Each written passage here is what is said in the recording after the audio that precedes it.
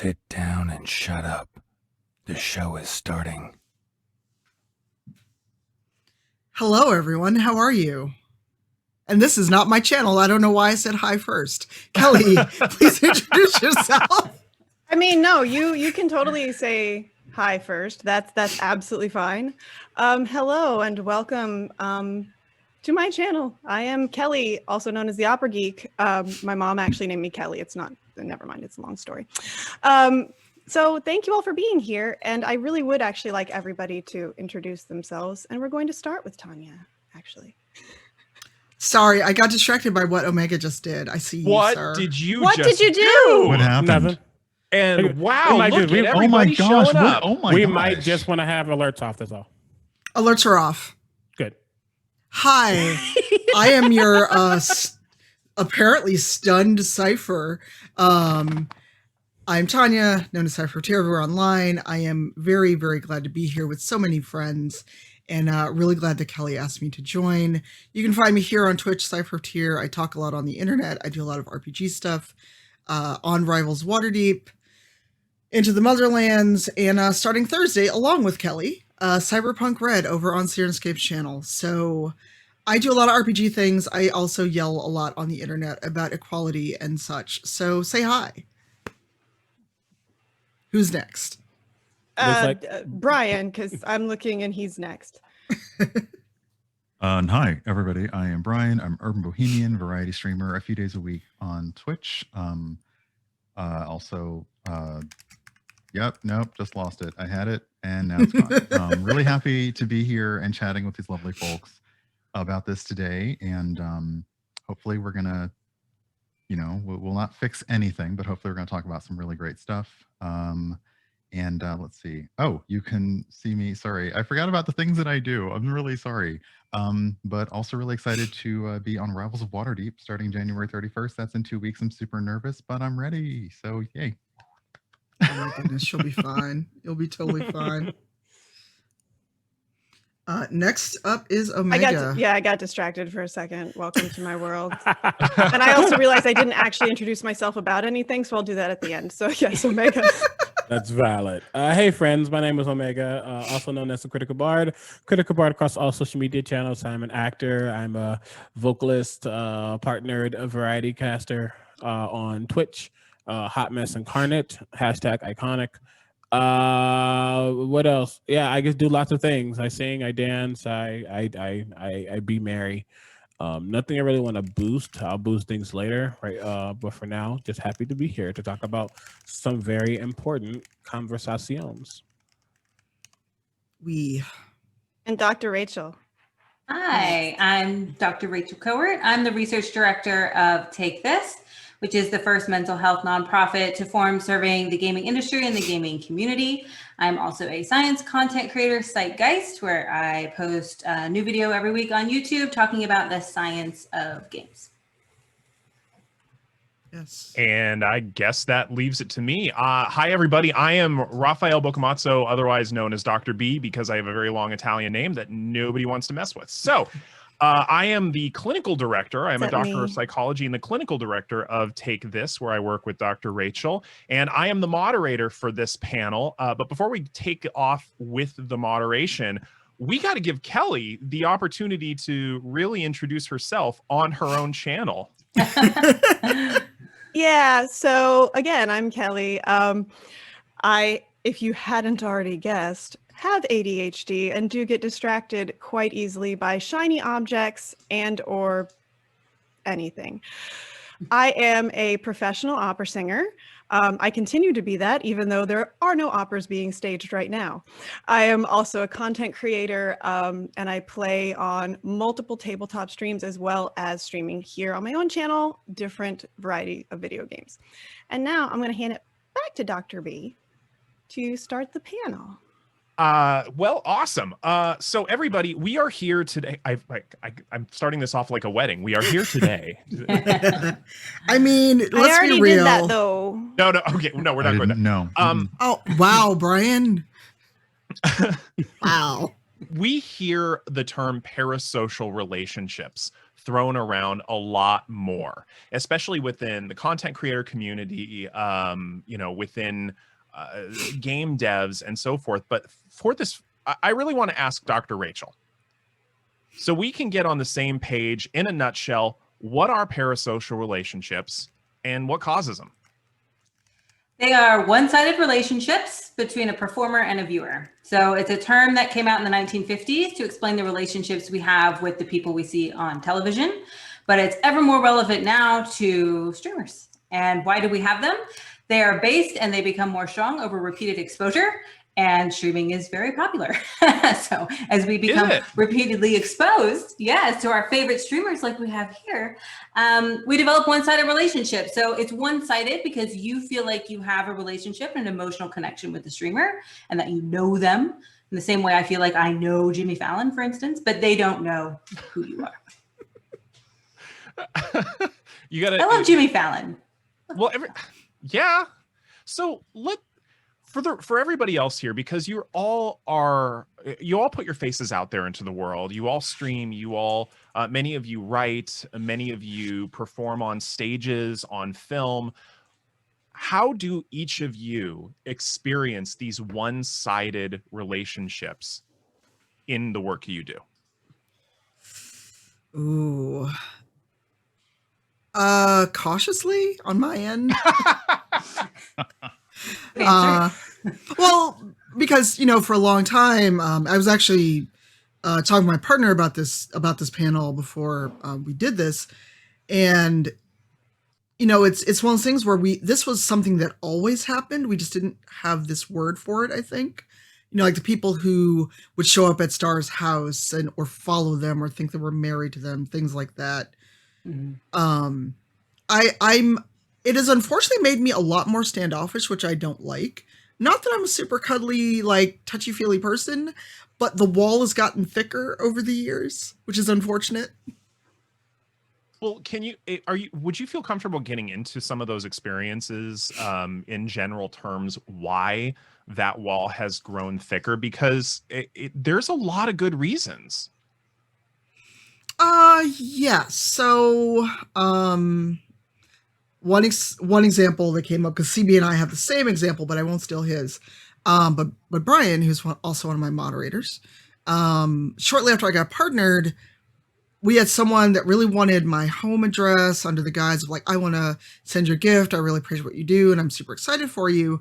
And then when I was like, no, I don't even actually know your real name, they got really weird about it, and it was like a light switch had flipped. And then it turned into, well, I don't know why I support you. And it's like, that access does not buy you my home address. It does not buy you that kind of access to me because, it's going to sound terrible, but this is transactional. We provide whatever entertainment we provide. We sing, we play games, we do RPGs, whatever. And if someone likes what we do enough, they choose to support us monetarily. And that's cool and we're appreciative. But you need to understand that just because you give me $5 a month or even $25 a month on Twitch, that doesn't mean you get to know my home address, always jump in games when I'm streaming, etc. So that was kind of the first thing where I'm like, okay, cool, you're a Twitch subscriber, but that $5 doesn't get you that much. There are people I've known for years that don't even have my home address. So let's add another layer of bricks to this wall. And maybe go out and get a P.O. box.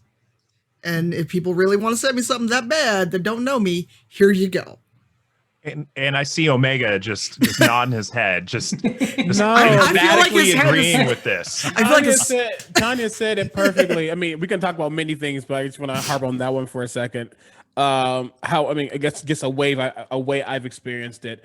If a person's streaming a game or whatever, and that game possibly is multiplayer or whatever, a small way you are going past that boundary, you are showing what a parasocial relationship is by you automatically believing just because you subscribed or you're followed that you are now you have every reason to now ask me to be a part of this game that you're doing on your stream. And it's like, unfortunately, as a partner streamer, as a Black streamer, as a queer streamer, I have to be very specific about who I allow on my channel, who's speaking on my channel at any given time. Because if you say some headassery, my apologies, if you say some stuff that could make my brand and my channel look bad, then I'm gonna be looking like, one, I'm gonna be feeling silly for even allowing you to be there. But then I'm like, why did I allow you to poison my community? And I'm not saying you're going to, but that just means I have to vet who I trust and who I know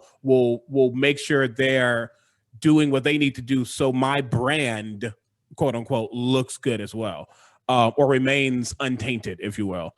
But there are so many people who, there are so many people who will get almost annoyed that I say no, that they can't join the game I'm playing. And it's like, again, you do not, just because you've subscribed, you've paid $4.99 or got gifted that sub, it does not give you a one-way ticket towards my Fs.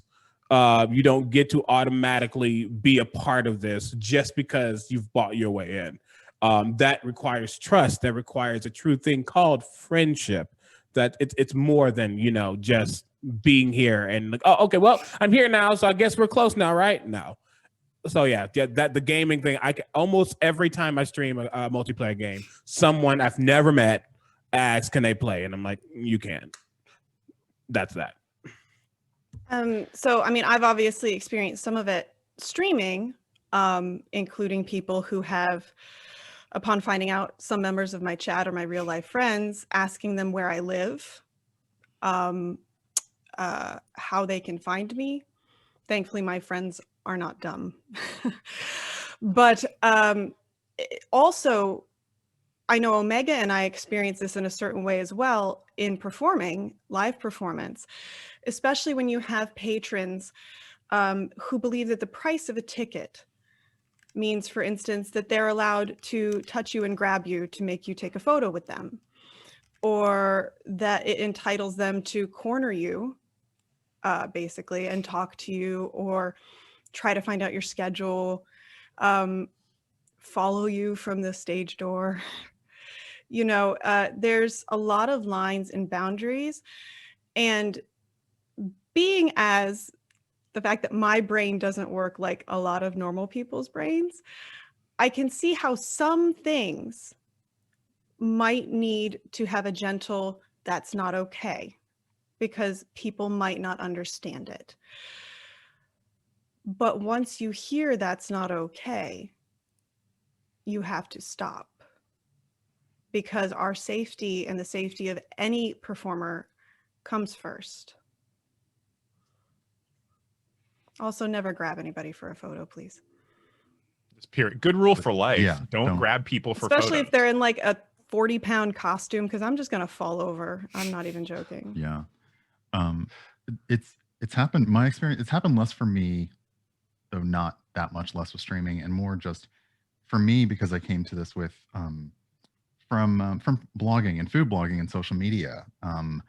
The main thing, and a lot of food bloggers talked about this, the main problem with what we do is it's often in real time very easy to find out where we are and kind of see us. And so for me, it was people who were pushing that boundary, and it seemed, you know, I'm sure in their mind it seemed like the most harmless thing to do, but like they would ask me if like they could sit down and eat with me, or if I wanted to join them for food or a drink, and I'm like, no, because I don't know you.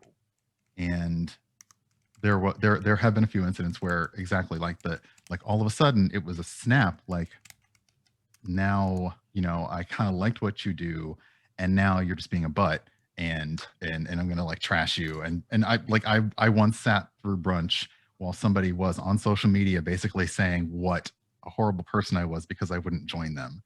And you know, I'm even the staff is like, do we need to have them leave? And I'm like, this is awkward. This is awkward. So it's really just understanding and trying to figure out where those boundaries are, and realizing like, you know someone, but you don't know them. Well, and this may be something, well, this is definitely something that all of you can comment on from different perspectives, but that person, quote unquote, on screen is a projection. It is a one-sided projection of a more complete person that is kept off screen. I mean, it even happens in little ways. Like we've all talked about this. I don't care privately if you all call me by the name my mom calls me, because I know you all.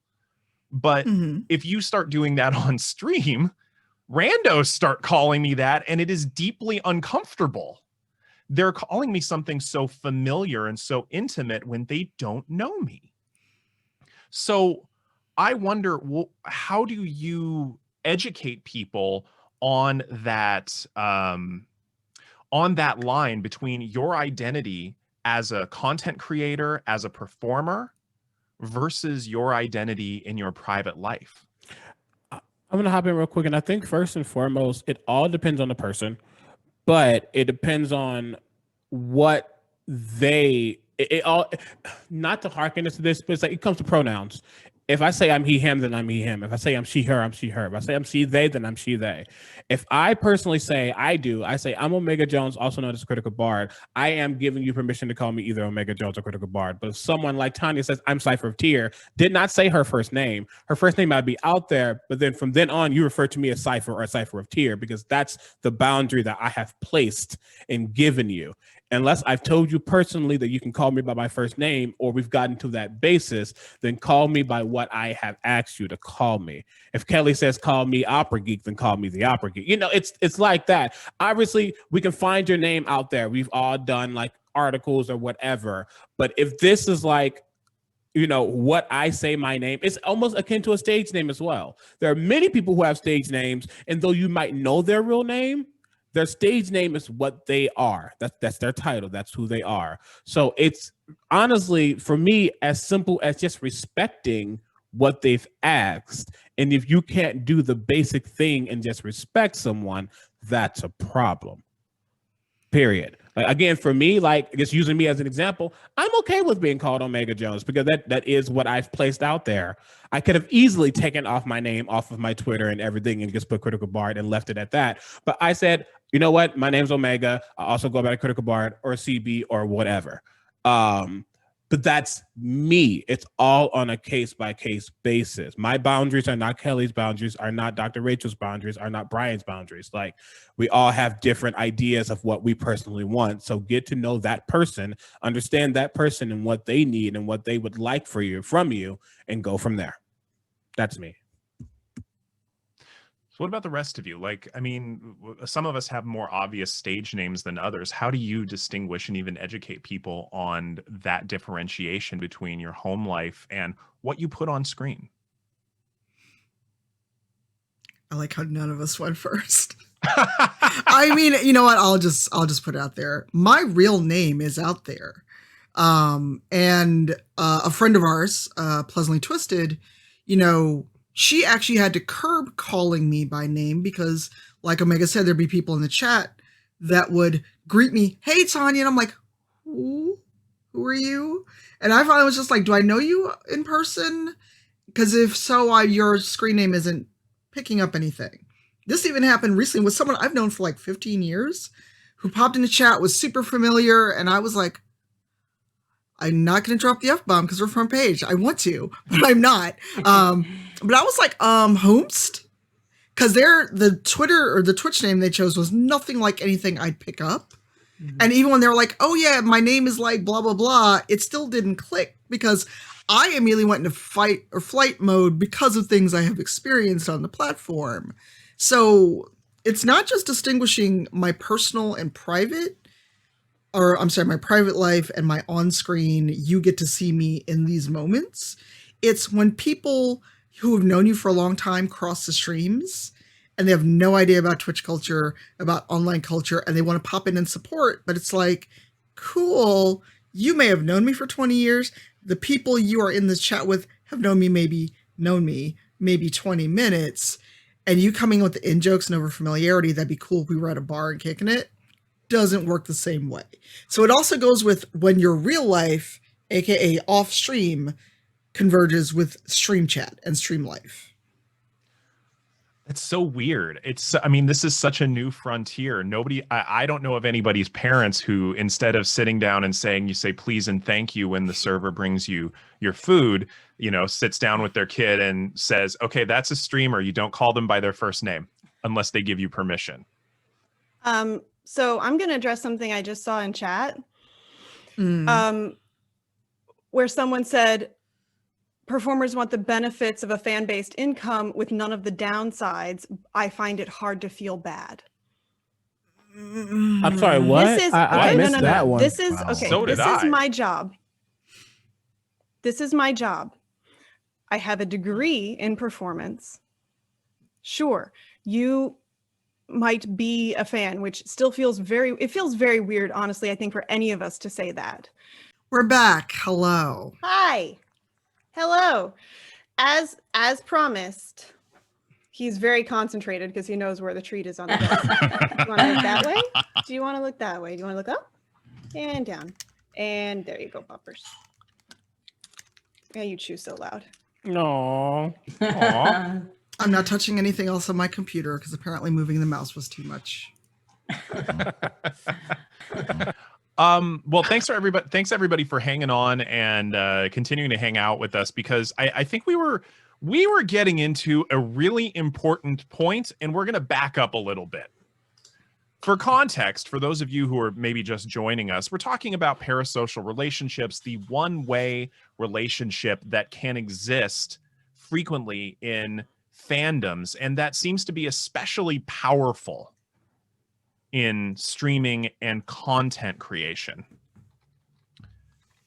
And we had an unfortunate comment just a few minutes ago that basically said streamers want all the fan-based income without any of the downsides that come along with it. And we got some feels about that. Kelly, I know you had some things to say about this. You know, hold on. I got to make myself mad again. No, that's okay. I'm a ginger. I'm mad all the time. That's the secret. Okay. So I tried to be nice last time. I'm really tempted to not be, but it's okay. Just because someone is a public figure does not mean that we have to tolerate abuse, harassment, degrading messages, sexual messages, anything that crosses a boundary that much. And honest to God, we are sick of hearing people say that we can't respond to that. We're sick of people whining, you can't quote tweet me because you're too big of a thing. Well, then you shouldn't have said it. Period. If you don't want someone to respond, don't say it, because we're going to. And we are not things, we are people, we are not objects. And if you behave that way in the least bit, I don't need your $5 a month, and neither do any of these people. That's it. Public figures are not things that you can treat the way you want and tell them they have to take it. Because I'll tell you where you can take that, but I can't because this is PG-13. I mean, I'll take the L. We only get one an hour, so you know. I'm going to take that a step further, though, because the specifics of this statement is what's just annoying me. I want the benefits of a fan-based income with none of the downsides. So what you're saying is, okay, yes, you're correct. Twitch is about people who are giving their money to you so you can earn a living. That is true, but that's true for many things. But past that, you're saying just because you gave $4.99, now if I'm a bad person, if I'm someone who wants to just make your life a living hell, because I paid $4.99, I have every right to now do that, and you can't get mad because you took my money. No, that's not how it works. Just because you sat there and decided to give an ounce of something that you have, it does not give you the utmost right to now just be a fuck ass, for lack of a better word, and make my community worse or just toxic or whatever you want to call that. It's not okay. just like Kelly said, just because we have this position, it does not mean that you can do what you want without consequence. Like, here's the thing: you don't have to feel bad about it. They're still going to catch that block. I don't feel bad about doing that. It's just the truth. And now you done paid me and caught a block. So who won in the end? But without being petty, it's still not okay. Just because you are a person who's decided to make a living or put themselves out there, it does not give anyone else the right to now make that person feel at their lowest and get away with it. That's just not how humanity or society works. You don't get to do something without a consequence. If you act up, you get done. We all know what happens. We've been seeing it in chat already. That's just how it is, whether you pay to be here or not. So freedom no. isn't freedom without the freedom to take the consequences. It is the freedom upon which all others are based. Period. Just dropping some Pratchett, huh? Who are you talking to? That was kind of a given. I mean, we were going to have that. Just Discworld quotes everywhere. Okay, sorry, we're done. Well, and so here's something that I've been thinking about as we've been talking. There's Tanya. What was the what? I was there. You asked, I shall deliver. Well, Wait, I don't know hello there. happened. What? What? Don't worry Someone about got asked to get blocked and banned. So boom. Oh. Literally. So as you've all been talking, there's a quote from an early episode of The Simpsons that keeps coming to mind. It's an exchange between a comic book guy and some of the creators of Itchy and Scratchy, where he's just asking they're at a convention asking a pedantic question, and I hope someone got fired for that mistake. And Bart claps back with, these people have given you thousands of hours of entertainment. Do they really owe you? This is nothing new, but this is primarily for Dr. Rachel. How have parasocial relationships changed and shifted as media has changed and shifted? Yeah, it's nothing new, but it is kind of a different dynamic, or at least it's perceived to be a different dynamic, even though it's not. Streamers are still very much public figures that do not owe their fans anything. But our content is available 24/7, right? There's the up close and personal nature of streams themselves, where I can say, hi, the Opera Greek, and she can say, hi, Psychgeist, and I have that connection, right? You don't have that with other traditional movie stars or television celebrities. There's this element of fandom, but this is why stronger boundaries are so important. And I'm really glad we're having this conversation for the other content creators here, because you need to set these stronger boundaries from the beginning, because the accessibility of streamers leads to over familiarity, right? And that is a constant problem and struggle and balance between fostering community and having those boundaries as a performer. Well, it strikes me that this is a unique medium in that we've never had the level of democratic interactivity that we've had before in other forms of media. And I know that, Brian, Tanya, well, everybody here is at different points in their streaming career. How do y'all set those boundaries? I just tell people they can go. That if this isn't, no, seriously. It's real. Because you showed up here. I didn't drag you to this chat. I didn't drag you to my channel. If you're at a convention even and you don't like something I said on a panel, you walked in that room. I didn't drag you there.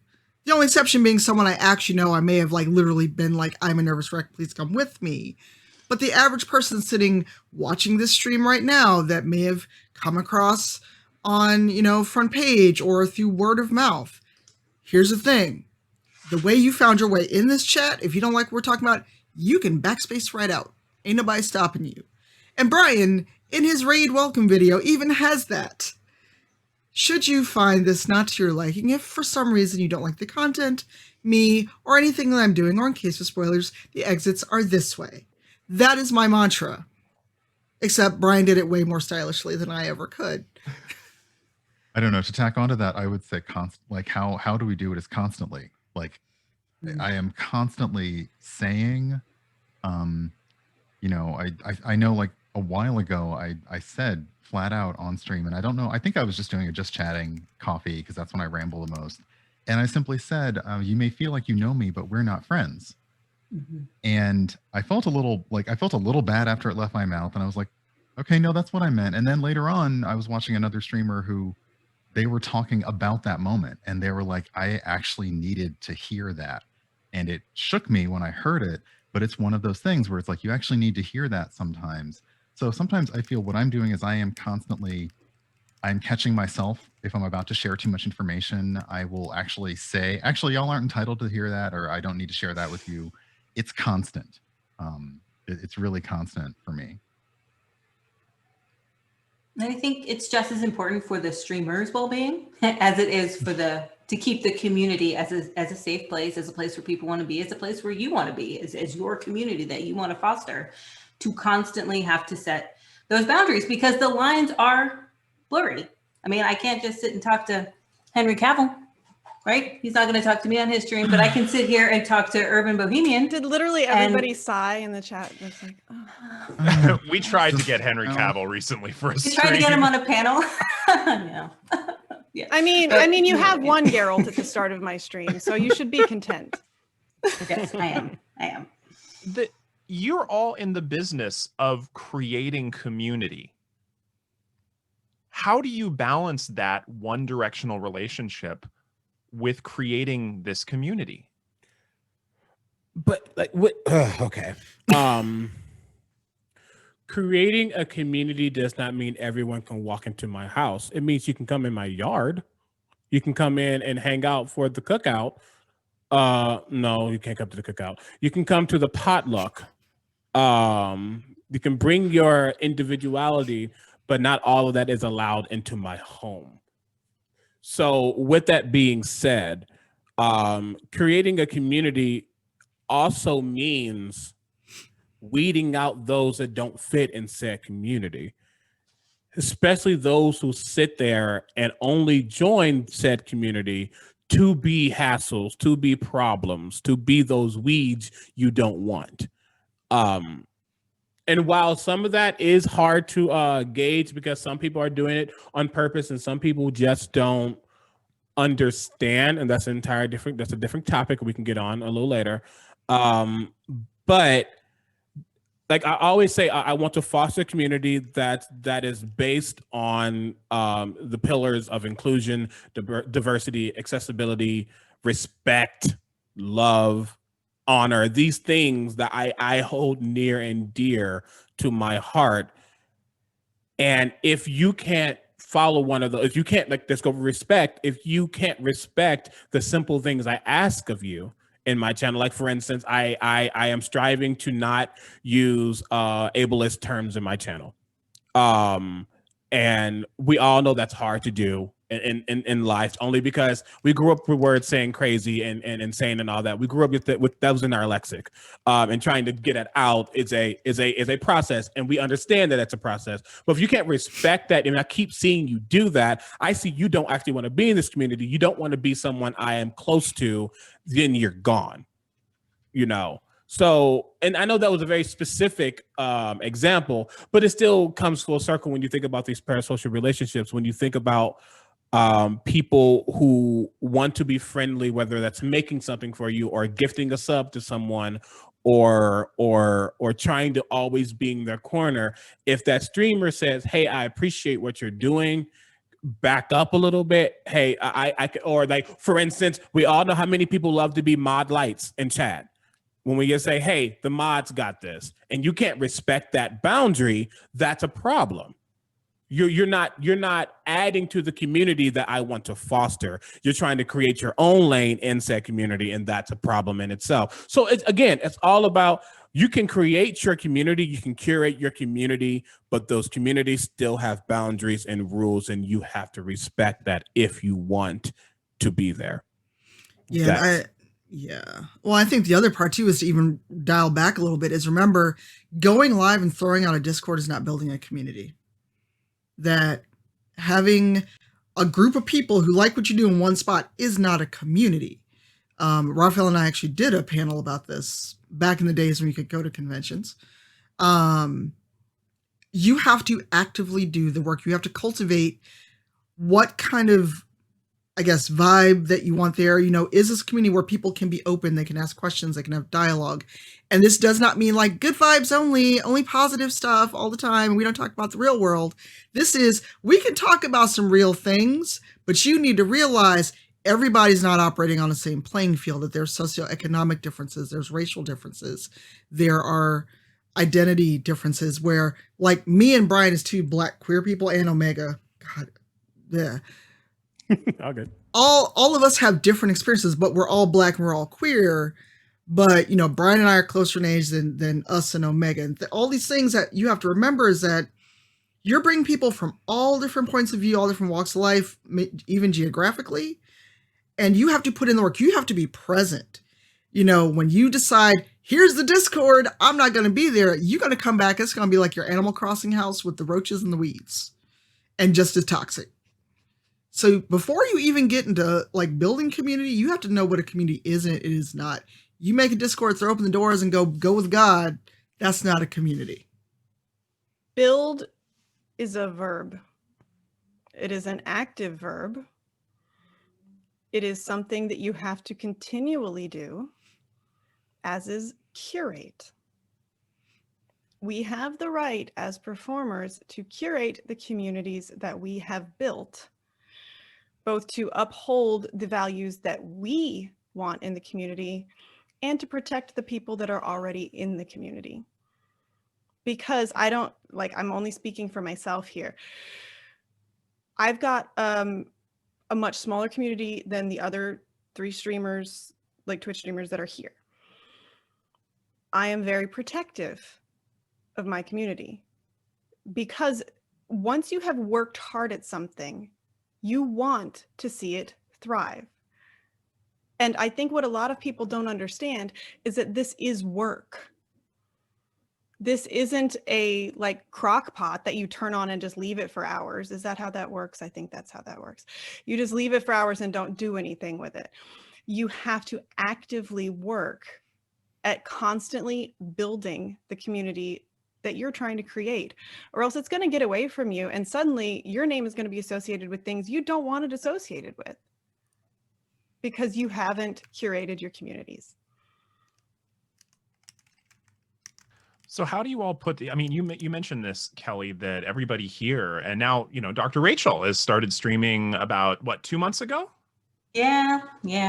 So, I mean, everybody here who streams is at very different levels in terms of the sizes of their audience, the sizes of their community, if they're actively building that community. What tips do you have for people for how to do that and cultivate basically good boundaries with different audience sizes? Well, I mean, again, don't speak for anybody else, but regardless of the size of the audience, the boundaries don't change. Yep.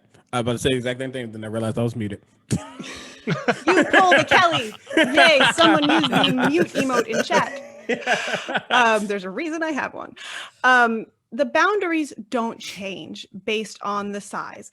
So one thing that I learned really early on in my opera career was that you don't change your voice to fit the room.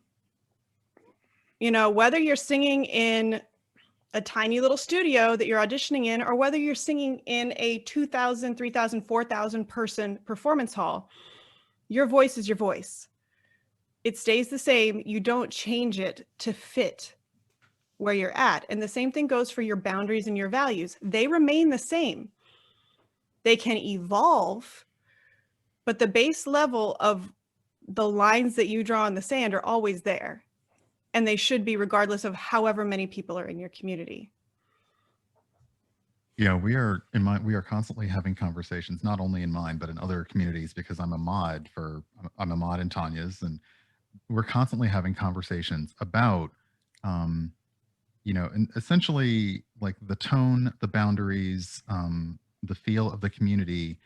And there are times when our decisions, like me as the Discord owner or a moderator or an admin, you know, they may we try to direct people towards, like a better outcome. But sometimes people say, well, this is ridiculous.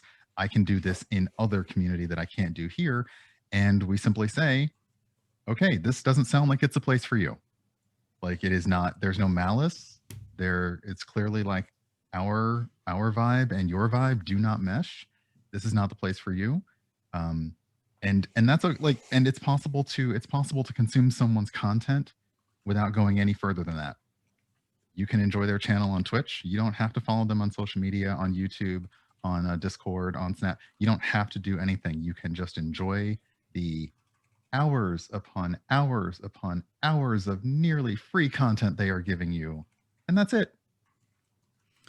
Well, and actually, jumping on that, Brian, we had a comment from Oba Lauren in the chat a while ago, and this is such a great. She always comes in with these great quotes in chats, and in this case, being a patron gets you the art, not the person. Mm-hmm. It's succinct. It sounds like it sums up a lot of what y'all are trying to say about people's entitlement to you across multiple fronts. Oba Lauren, when that's on a shirt, I wear a medium. So, I can just dip into Canva when we're off this panel, right? So my computer. No merchandise. Merchandise. Yeah, but it's like, it made me think of something because it was said to, I think, Dazbiv, who is like a moderator in almost every channel I watch. And that's not being shady. That's because Dazbiv's amazing. Dazbiv is amazing. Dazbiv is amazing, yes. No idea how Dazbiv does it. Inhuman. But someone made a comment because I like to think that I'm very firm and very clear on my boundaries, both on social media and in the stream. Basically, we have the mantra of we don't do that here. And we actually have a code of conduct for our Discord, and I take that in other places. But someone felt like they were always being slapped down. They were always being corrected. And it was like, but we've asked you not to do the thing. Why is it hard for you not to do the thing that we have asked you not to do? You are not special. You are not above the rules. Because even if, like, for some reason, let's say CB, Kelly, Brian, anyone on this panel, or anyone I know who's watching, came in and started acting a little bit not themselves, A, I'd be concerned, but B, the rules will still apply, mod sword or not. I don't care how long I've known you. Because I thought about that as we were talking about community. You have to apply the rules across the board. You can be like, oh, they're my friend, they're my buddy, they're a moderator.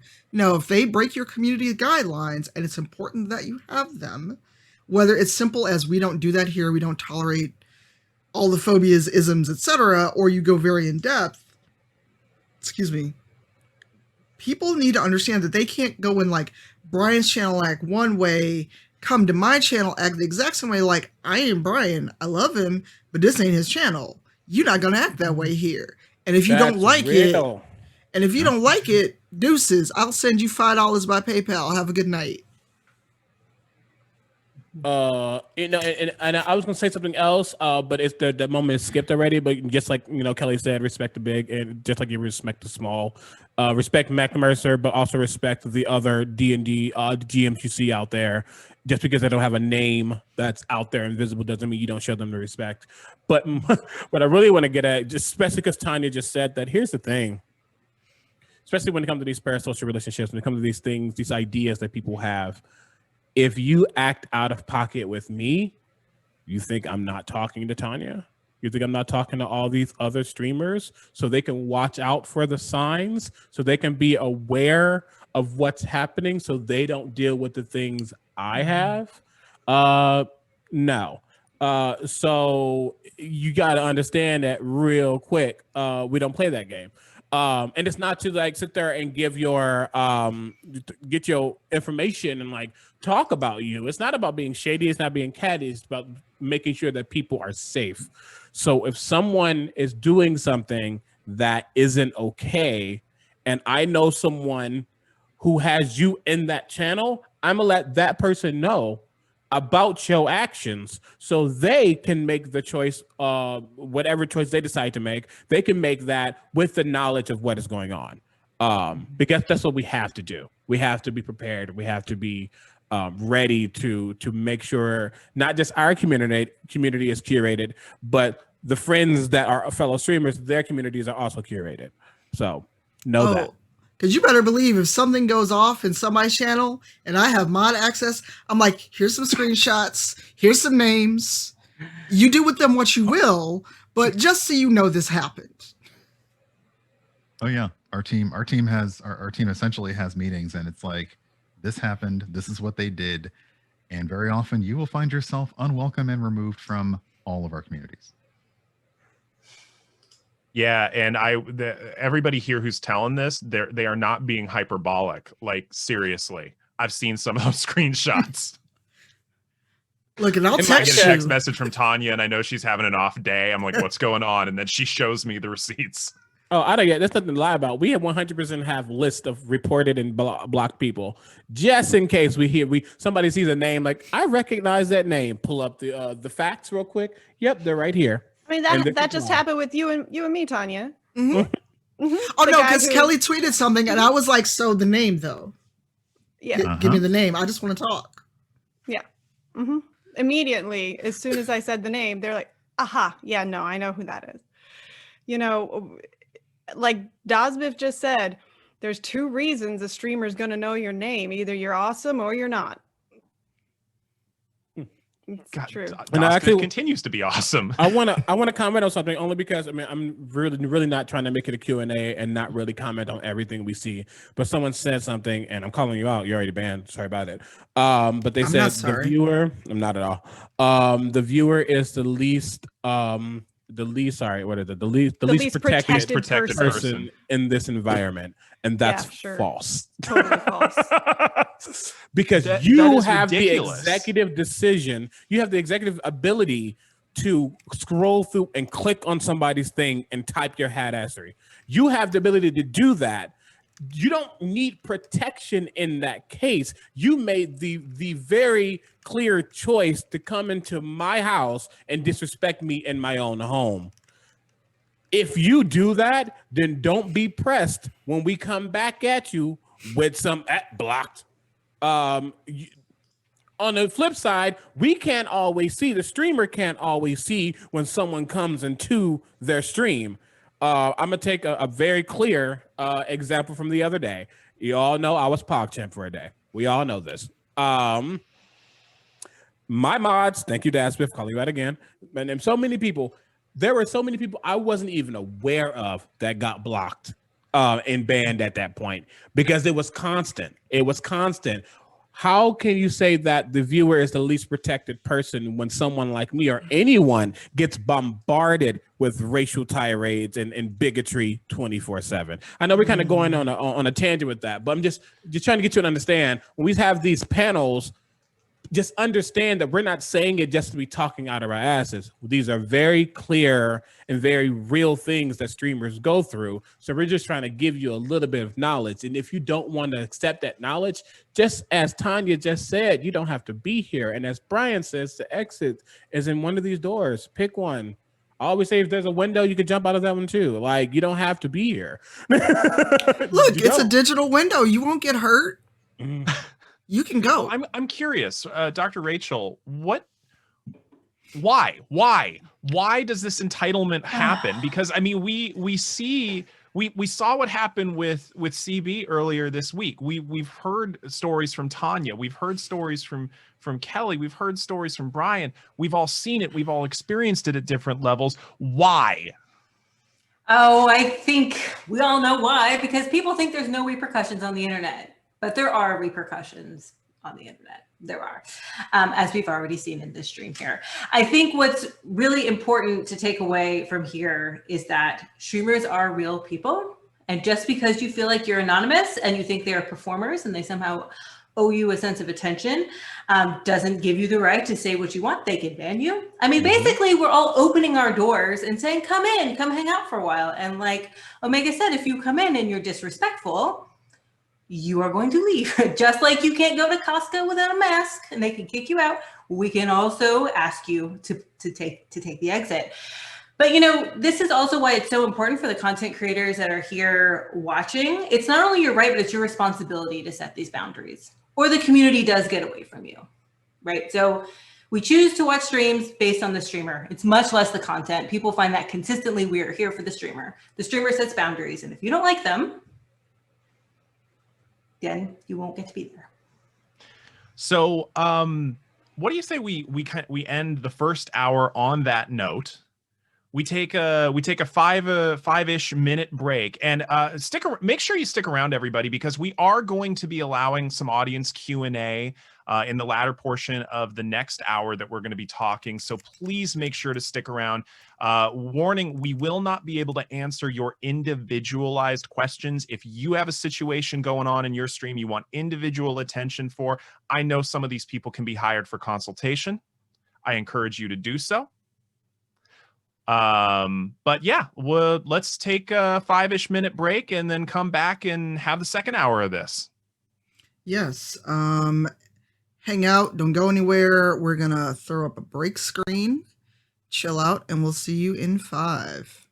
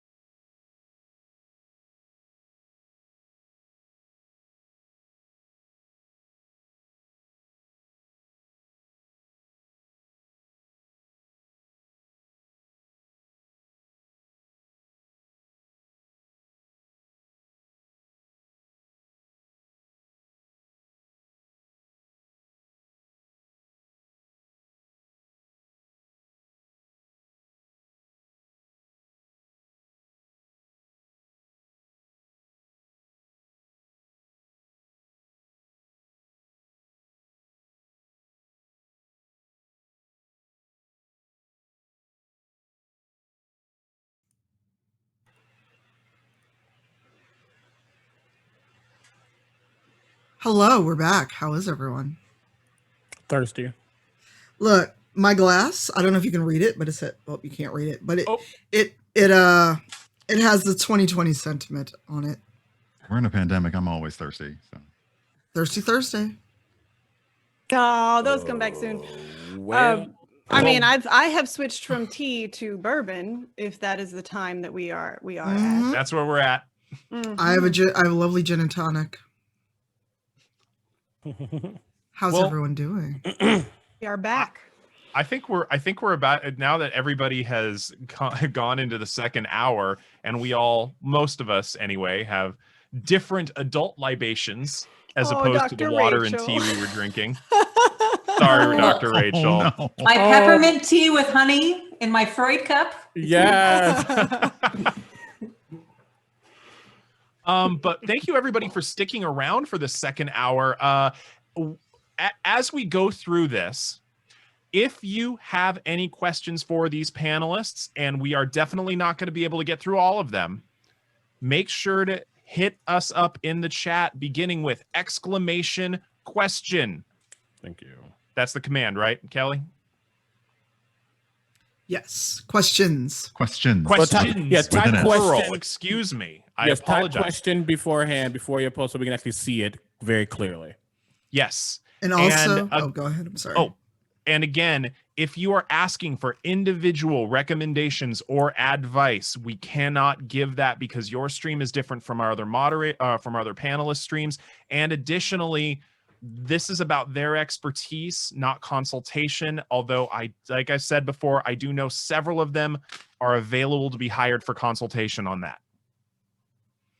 Kelly, I know Kelly everybody is here muted. is big on the pay us front. What, Tanya? No, someone in chat said Thought you were muted. Oh, I'm always muted.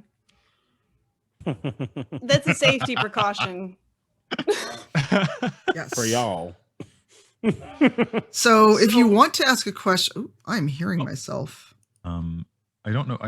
We may have already had some things we wanted to talk about. Oh, there's an extra arm. Oh yeah, we still got stuff to talk about. But we're saying just in general, if you want to ask questions, you can start prepping Body questions arm. with questions in all caps. Then the question, and one of the mods will grab it, so we can see it. But yeah, that's that. Let's try this out. Yes, you can use your pirate Jesus emotes if you got them in chat. Oh, it didn't. That's I'm all. not That's sure. all you're gonna. That's all you're gonna see of him. So you just want us to use question all caps and then a colon and then. Yeah. Yes. Yeah. Do we want to talk about anything else, or are we just doing all Q&A for the second half? No, well, we've definitely got some other things we want to talk about, and one of them is this is something that's near and dear to me, just because I'm very public about my autism, and for a lot of folks with on the spectrum, and for a lot of other folks who have other neurodevelopmental needs, asynchronous, not in-person communication, like via text or chat, is really important for us because we can't always respond in real time. And so at the same time, reading the room is sometimes a challenge. So what are the tips you all have for how to read a room, since every chat's a little different? Observe, see how people are interacting, and also realize that learn what the badges on Twitch mean, because I've been in chats where people didn't know like what the pink diamond, which is a VIP badge, or like what the sword means. Now, if you're on Twitch long enough, you should know a sword means moderator. But read the room, see how people are interacting. Like, is this a chat where it's okay to get a little lewd, or is it a chat where people are being, super serious conversation? I'm playing a very dark and grim game. And, just in any case, especially if you're new to a chat, don't come in and get over familiar. Don't come in and say things like "step on me, daddy," or stuff like that. Cause it's creepy. I don't know you. Or, in the case of like, I've seen people do this to Brian and CB, and especially in Brian's case where they're like, "Oh, your voice." And I'm like, "You've been here 5 minutes. Could you not?" It creeps me out. I'm sorry, Brian. I did not mean to make you spill. She but timed please. that so well. I wasn't even looking. That's the funny part. I was looking at my camera. So I didn't even see that Brian was taking a drink. But if you'd like to expand on that, Brian. I definitely, it is really difficult because I think the biggest problem or not problem, but the biggest difficulty or misunderstandings we've had are with people who have a difficult time processing what is behind the meaning of text, and whether it is silly or sarcastic or serious or questioning. And you have somebody who is live sometimes trying to process that themselves. We're trying to figure out, are you kidding? Are you trolling? Are you, and certain people who we know you're playing. So I do think that it helps, again, like I said earlier, constantly establish, to constantly talk about comments that aren't cool, comments that are okay. I know Tanya and I literally will say, Cypher of Tyr and Urban Bohemian can get away with that. Y'all can't. Like, we actually say this because people don't know.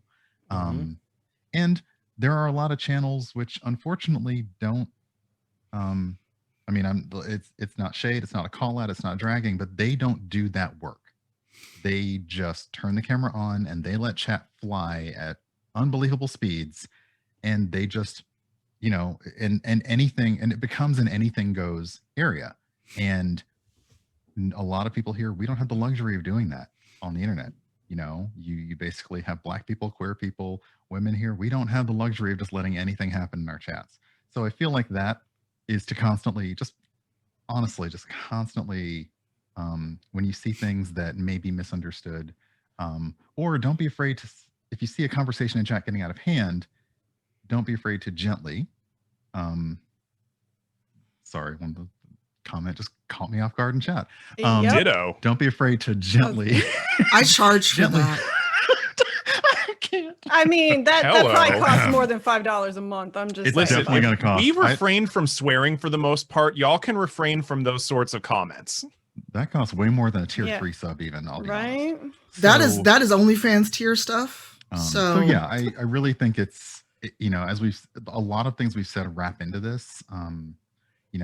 It helps if you and your mods, and the term mod light was used really well, because I have people who are new and try to mod light, but I have most of the people, and like, if you've even just been in this chat, you've seen there are a bunch of people in this chat who understand how these communities work. Their comments, their conversation is lending to this content, lending to people in chat understanding. That's the kind of thing you want. And I can never speak for how anyone's going to interpret anything, but yeah, kind of watch the flow of conversation. And I know people have likened it to going to a party where you don't know anyone and being unafraid to talk to people. What do? Most people like me, I kind of stand in the corner and I suss things out before deciding if I'm going to talk to somebody. It can be very similar in a Twitch chat. If you're new, you really have to see how things are. And maybe it's for you, maybe it's not for you, but yeah. And I have other thoughts, but I want other people to talk first. Oh, I'm going to address something that was just said. Yeah, free-for-all chats are an expression of freedom of speech, like it or not. No, I'm not the government. Thanks, bye. And if you want a free-for-all chat, you can have one. But every community doesn't have to have one, because it's their community and they have their rules and they have their guidelines. And my advice, which has already been said, would be lurk and read the guidelines of every community, because what you can say on one channel is not what you can say on another. So find a different channel that allows that.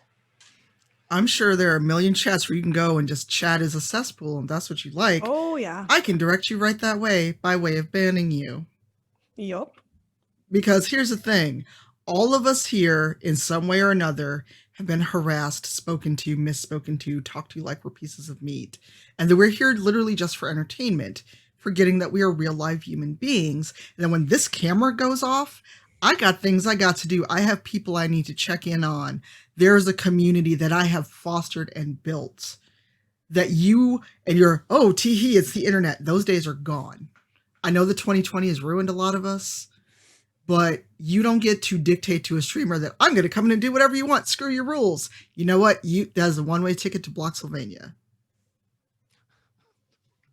Blocksylvania. I want that on a hoodie. Look, I need to buy all the Canva. merch. I I think have there's like Canva. 20 things we've said that we need to put on There's just going to be clothing one items. massive Canva document with just, yeah. And Blickamore is in the chat. So Blickamore, I will throw some money your way if you want to design stuff. Here's Canva. Here's some fonts. Go forth. See, I'm just over there Oh, like yeah. Block City, big Block City, big. Like that's me. Like, yeah. And like Cypher points out, the work doesn't stop when the camera turns off. Mm-hmm. It's like the same people that think that Omega and I are just gonna have a little moment here together. Same people that think that we can sing just because that's how we were born and we don't train for it. And they don't want to pay us because it's not like you have an instrument or anything. Yeah, Your voice is an instrument. exactly. But it's the work is constant. It's not a job that gets left at 5 o'clock. It's just not how it goes. It's not a shot. It's just all you get is my delicious drink. Be quiet. I'm not muted. He was sorry. He thought I was muted. He was giving me a drink. So this is sort of a weird question. I was thinking about last night. Is that there are some of us who have become legitimate friends with some people in our chats. Mm-hmm. If you are a member of a chat, how can you tell the difference whether this is whether the streamer that you're watching is your friend or is just being nice to you because that's customer service essentially? I'm going to comment on that because I think about this all the time when I go into Tanya's chat. I mean, many people's chat, but I think about Tanya specifically because I know Tanya a little more personally now than most. But when I come in, she still deserves respect as a streamer, respect as a woman, respect as a person in this industry. No matter if I'm a friend or not, I can kiki and have fun and be chill, whatever. But at the end of the day, I am in her space and I'm going to respect her rules, how she wants them to be. Because in this space, though we are friends, at that moment, I am a viewer. She is a streamer. I might be a viewer with a sword, but I'm a viewer nonetheless, and she is the streamer. So you have to make sure that you understand those optics. Yeah, I can be friends with anybody, but there are things that I can do with you offline that I would not do with you online because someone else is going to take that as if they're doing it, I can do it. False.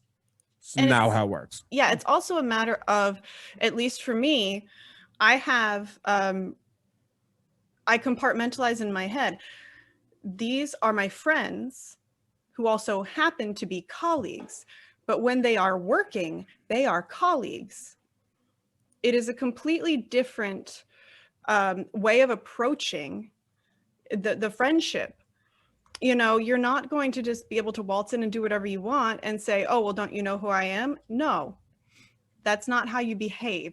You wouldn't go into your friend's office and do that. I mean, maybe some of you would. I don't know. It's a little weird. But just remember that respect is literally the first step in any kind of relationship. Mm-hmm. Whether it's friendship, whether it's colleagues, anything.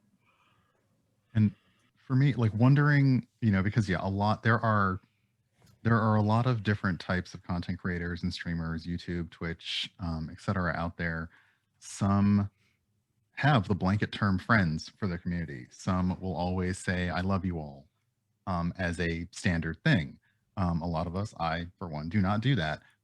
But if you're wondering, I guess for friendship, for me, and I especially kind of pull this back to the internet as a whole, you can know a lot about a person from their Twitch feed, from their social media, from their Instagram. For me, from my blog was like it was a personal blog for many, many years. But for me, the difference is, do you know something about me because you read it online, or do you know something about me because we have talked about it personally? And for me, that is a huge, huge, huge gap. People know what I do for a living. They might, they know roughly where I live, but that's all because they've seen me say it online. We haven't had DMs, we haven't had phone calls, we've not written letters, that kind of thing. That's for me is a big fall off when I only know something about you because you posted it online. Any other any other comments on that before we've already got some great questions coming in, and we want to make sure to get to as many of those as we can. Any thoughts before we get into those questions? No, because Okay. I'd just be repeating what other people said, but better. Okay. Not me. Never mind. Oh, they did. She was I was about to say, they did it better. I need a fan. What they said it better. I cannot word. I'm flustered. Well, you're also running Yeah, you're you're also doing running everything. production. Yeah, incidentally, I want to take a second and thank Tanya for running the production on this so that I wasn't stressed out of my mind any more than I am right now. But yes, Tanya, Cypher of Tear, is an amazing person. Go follow. Thank you, Tanya. Subs. Thank you. She's giving me So- the look and I don't care because I am so many This states look? away. No, please stop. You are perceiving me, and I just want to sit Right. here. She's about to disappear off camera. Look, yeah, like I'm just gonna throw something over my camera. I'm not here. Smoke bomb. Gone. Basically, What? Okay, so we have some great questions already, and these are absolutely wonderful.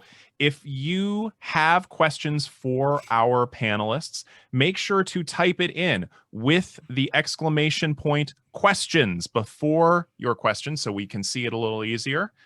We will not be able to get to all of them, but we will try. And one of them I will just ask Dr. Rachel about really quickly. Hey, does Take This plan on putting out any sort of infographic or anything about parasocial relationships? Maybe something on your stream, Psychgeist? Well, I have a YouTube channel called Psychgeist, and we post it's just me. I post every Wednesday. There is a video coming out about parasocial relationships. And I think it's next month. This month is all about gaming addiction, if that's your jam. But yes, if you go to youtube.com/Psychgeist, we have video content every week, and parasocial relationships specifically related to streaming is one of the videos coming up. That is awesome. Okay, so how do we as streamers get this message across to those who should be here to listen but don't have the emotional maturity to be here preemptively? I think basically, how do you get people to listen who aren't there ready to listen? I mean, I don't know. I'm not even going to pretend I got an answer because as all of us have said in preparing for this panel and the many times we have DM'd and tried to find a day we can all come together, the very people that need to be here probably aren't going to be here. It's the people who know these things and they put them in practice. And for those of the people that know us and are in our communities, it's going to be kind of oh, that's cool, I'm learning more. But the real people, and Kelly and I know exactly who we're talking about, the folks that forget that the person on your screen is not your BFF, that need to be here and don't want to hear this. Because if you say, hey, I think we're having this talk, I think it'd be good, you could see the shutter coming down if you told anyone that, because they'd never want to hear that. Or you'd get the, oh man, a lot of people need to hear that from the people who need to hear that. Mm-hmm. Well, how do this is something people can carry with them into their friends. I mean, peer examples are a fantastic way of influencing things. I mean, we see that we've already talked about watching to see what other people do by being the example of the change essentially you want to be in other chats. You carry these lessons outward. So, But it also comes to out of the moderator role for a moment. But no, man, no, you're just as able to answer things, just as lead the conversation. But it goes into the fact that I can educate you, not for free. But but I have no qualms educating you when I believe you truly just want to learn and you are ignorant, not in a negative connotation. You just truly, just don't know. I can, Jesus, thank you, Vodka Mule. I can give you that information that Google can also give you, but I'll give it to you personally so you understand. But past that, if you still don't want to listen, and there's a difference between still being unsure and just not listening. We can tell the difference. If you just don't want to listen, it is not up to the streamer or the professional or the content creator or the person with a high profile to continuously educate you. They have the ability to say, I'm good, go learn it on your own, go to Google, go to Bing, I don't know, dogpile.com, whatever is still out there, go to those things because there's nothing else I can do that's going to get through you. You have the ability to say, no, I'm done, I'm backing up, because it's only going to lead to emotional and mental turmoil for you as a streamer. When you start to go, okay, am I saying it wrong? What am I not getting through? Like, why am I? Then you realize, no, it's not about, it actually wasn't you. It was the person who just refused to listen. Some people in the society just refuse to listen. So don't give them don't give them your time anymore. Don't give them your efforts past that. In my opinion, that's just me, but still. Well, one of the things I think I hear you saying in there is that there's no one way to do this. Essentially, as the content creator, you create the own boundaries within your community. Mm-hmm. And I strongly suspect that this is something that new streamers need to hear, because we're getting a lot of questions about what do new streamers do? What do new streamers do? And it sounds like it's coming up over and over and over again with a lot of folks on this panel that as a streamer, this is your house. I do want to quickly say something though, and it might be controversial, but I don't care. Just because we are saying a thing, don't take our word as law. No one can be your stream coach. It's all going to be on you. It's going to be how your community is, how you want it to be, what you believe your own boundaries are, how you go about doing X, Y, and Z. No one can tell you the definitive way to being successful. It's not a thing. Period. We all get there at different ways, in different ways. So just take what we're saying, not saying take it with a grain of salt, but these are just little tips and tricks. These are not rules. These are not the 10 Commandments. These are just what we have seen and what we can give you from our own point of view and our own personal feelings on the matter. That's all.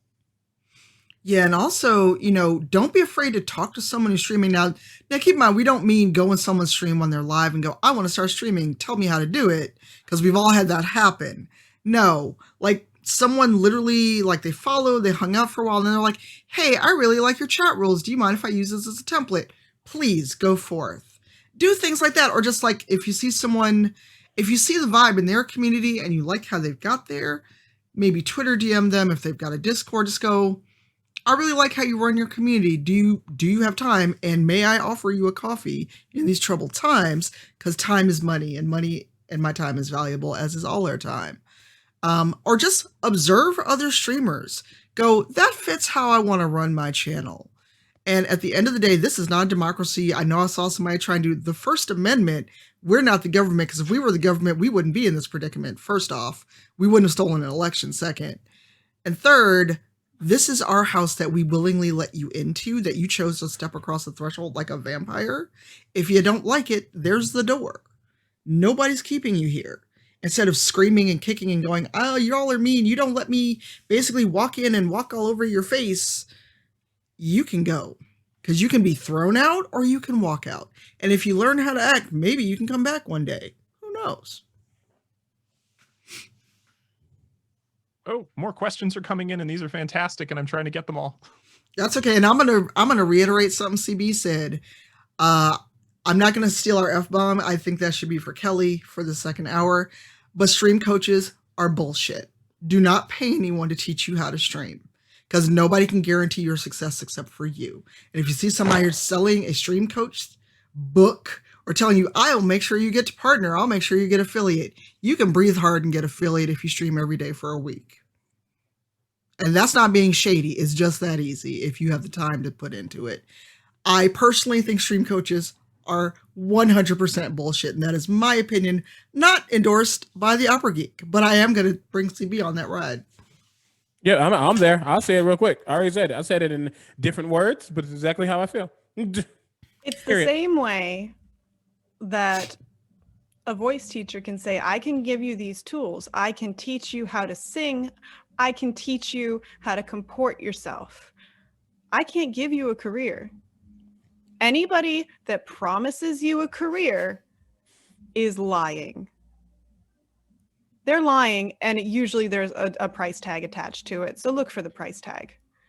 Mm-hmm. And price is usually way too high.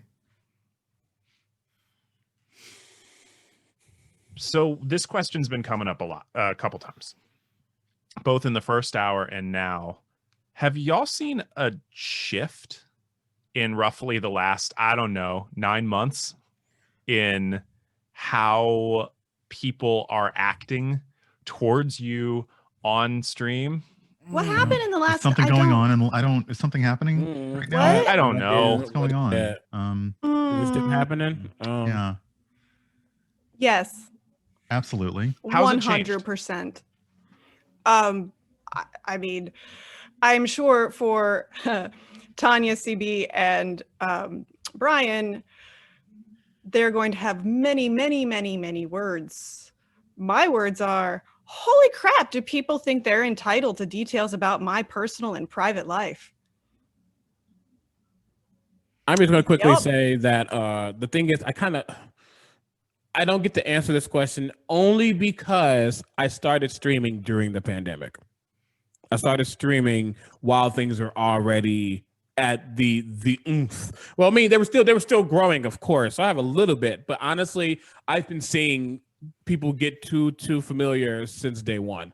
So I don't know what the shift was when you could just go outside and have a cocktail or brunch at Sunday. Yeah, I know, Brian.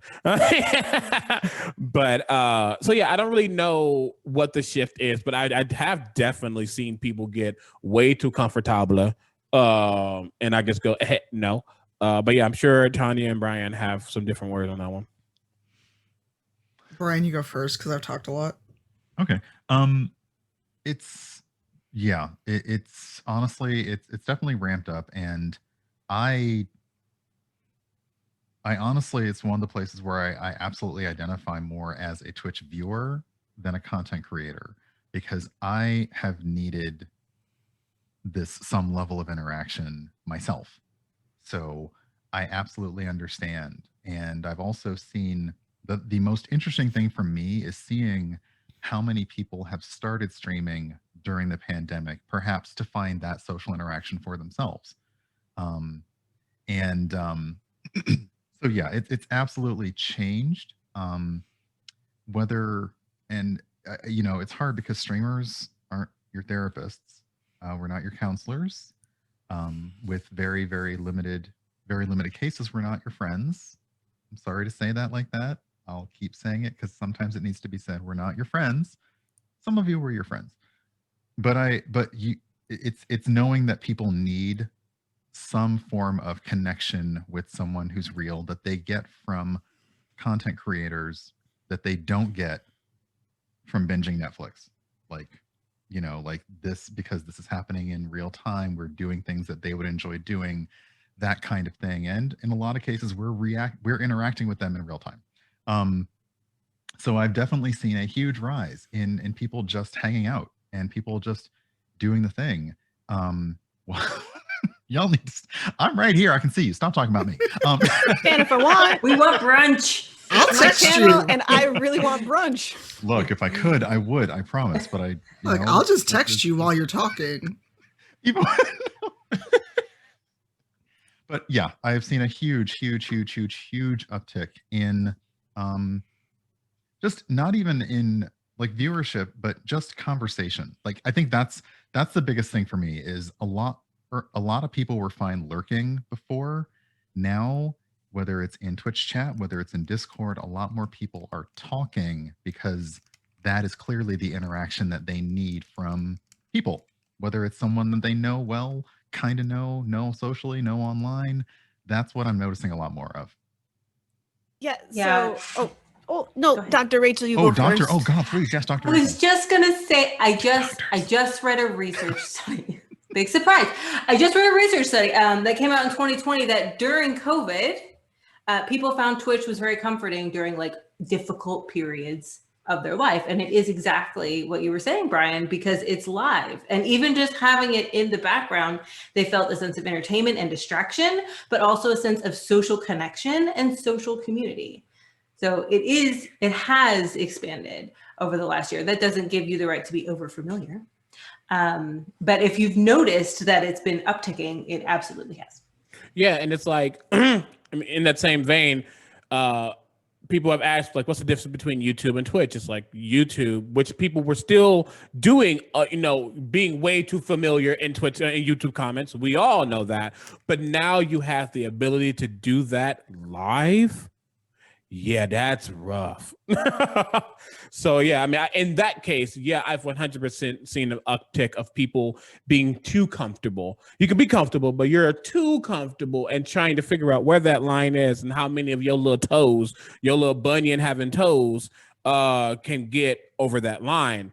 Nah, we gonna bring that line back a little bit. Just so you know.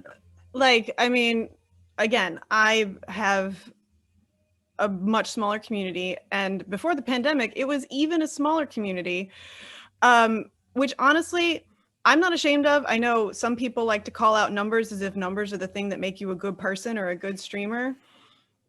I have a great community. It's smaller, it's fine because they're great. But either way, it started to grow exponentially when the pandemic hit. Like, just all of a sudden I'm like, why have I gone from 10 people in chat to 50? Like, what the heck? You know, I'm sitting here being a weirdo. Like, why are people here? Because you're a weirdo. But yeah, it definitely has changed. And I feel like with the pandemic, people have more time on their hands to see how far they can push the line. And see, I'm like my mom in, well, many ways, but I'm like my mom. You don't get to the count of 3, you get to the count of 2. That's it. Sometimes not even that. That's it. So Kelly, I'm going to take this moment because I'm in control of the stream and I'm going to fuss at you. What? I knew this coming. What? No, why are you fussing at me? Don't. No, fuss. Do it. Sit up. I'm going to hold up the dog because you can't fuss at the dog. Yeah, I can. I grew up with a dog. That does not faze me. I'm an only child. See you around the dog. Oh.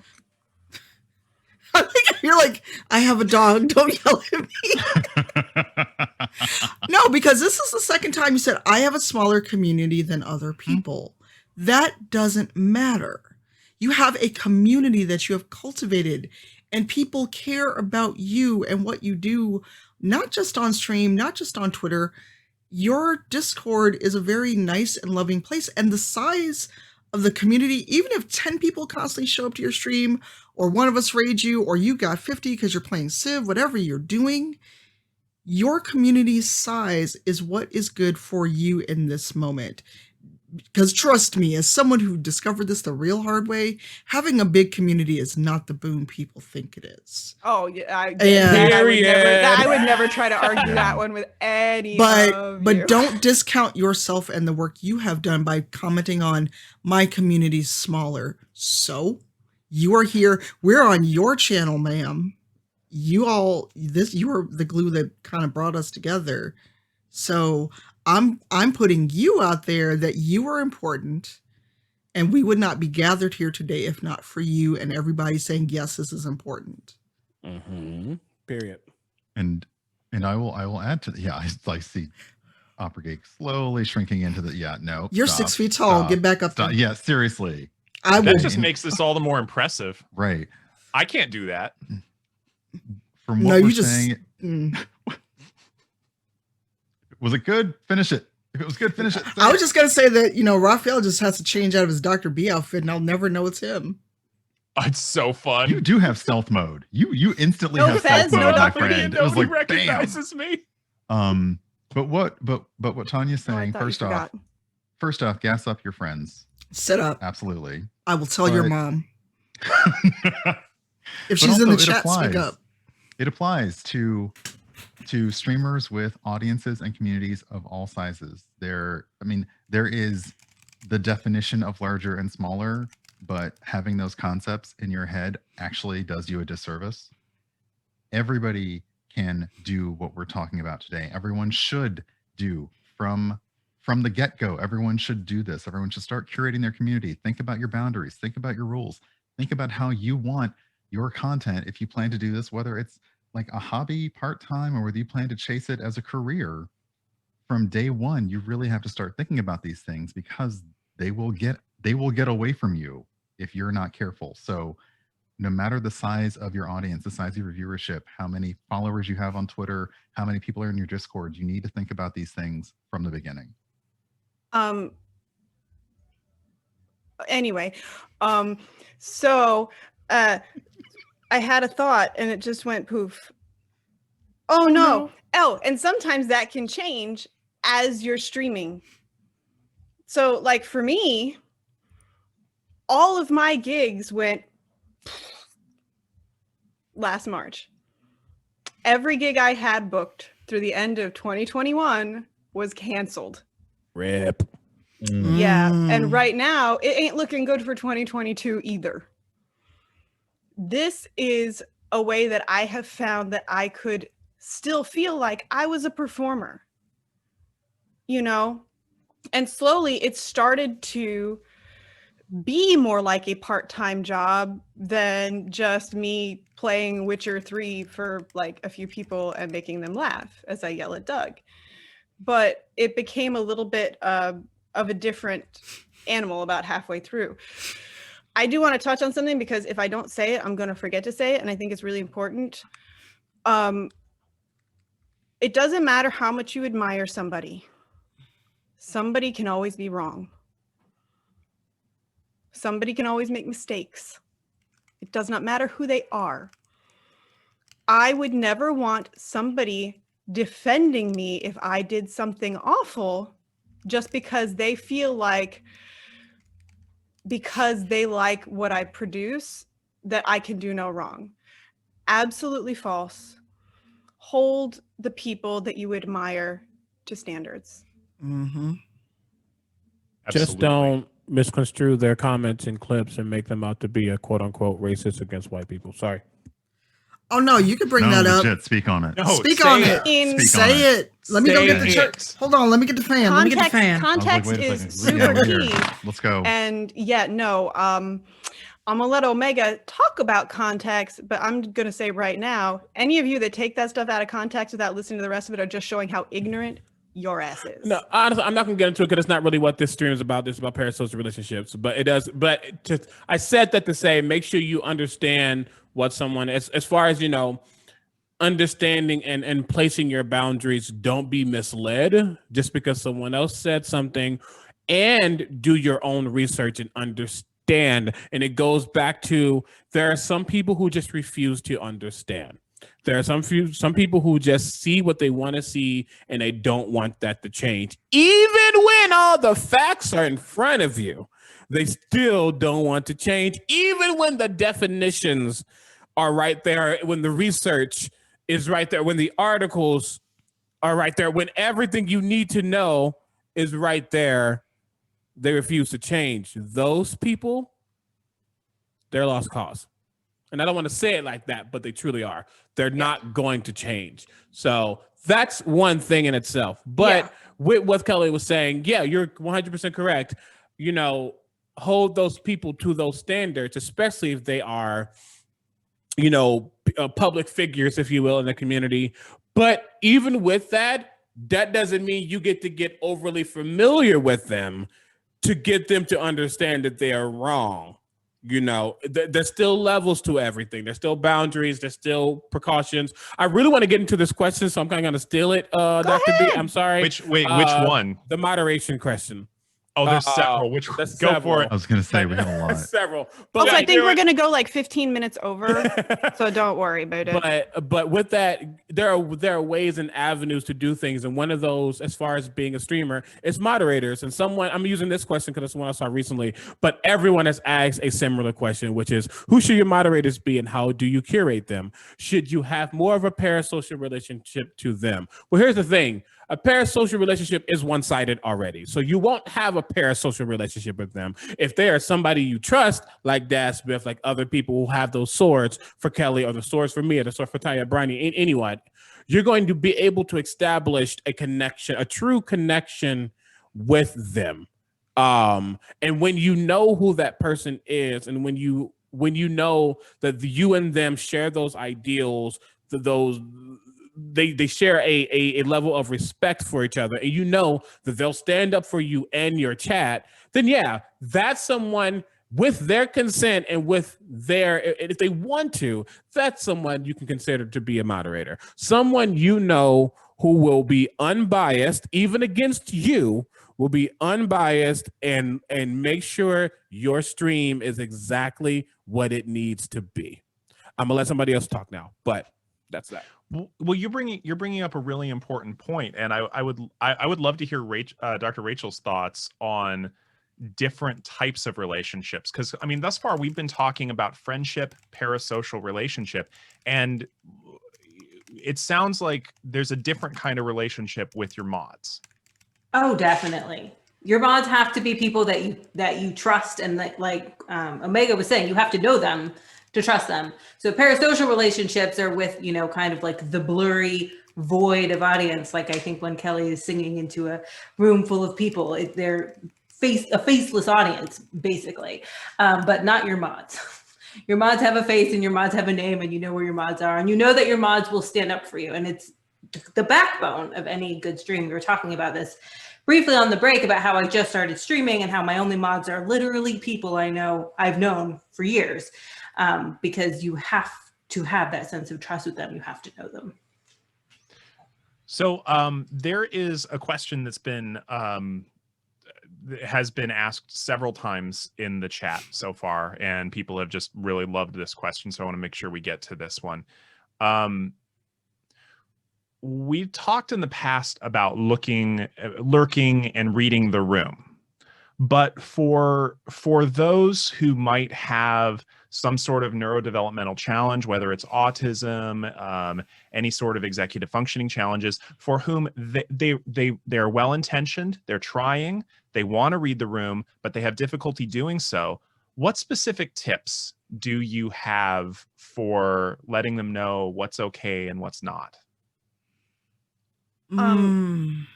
So I'm going to kind of speak out as, somebody, again, who is classified neurodivergent.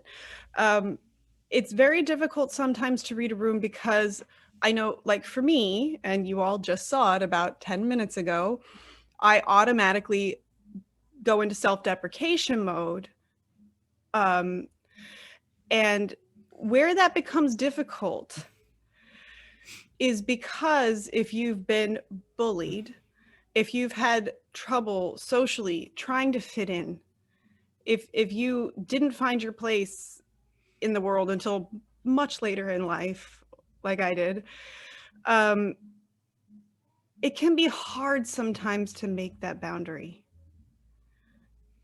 because part of you is always like, oh my gosh, I have to make everybody happy. I have to make sure that everybody is constantly happy. And at some point you have to remember to put yourself first. But the easiest way to read the room, if you're having trouble doing it, is to listen. Stop talking, listen, observe the people around you. I'm not saying observe and mimic. That's not at all what I'm telling you to do. I'm saying observe how other people are reacting to a situation. If need be, go research that situation. Observe how people are interacting with a streamer or with each other. And then you can kind of take your cues from that. And also, you can find somebody that you trust and say, hey, I was in this situation. Where did I go wrong? Or where did I go right? Because something you have to remember that I often don't is that you didn't always do something wrong. You just didn't. So find someone you trust, sit back, listen, and be willing to observe.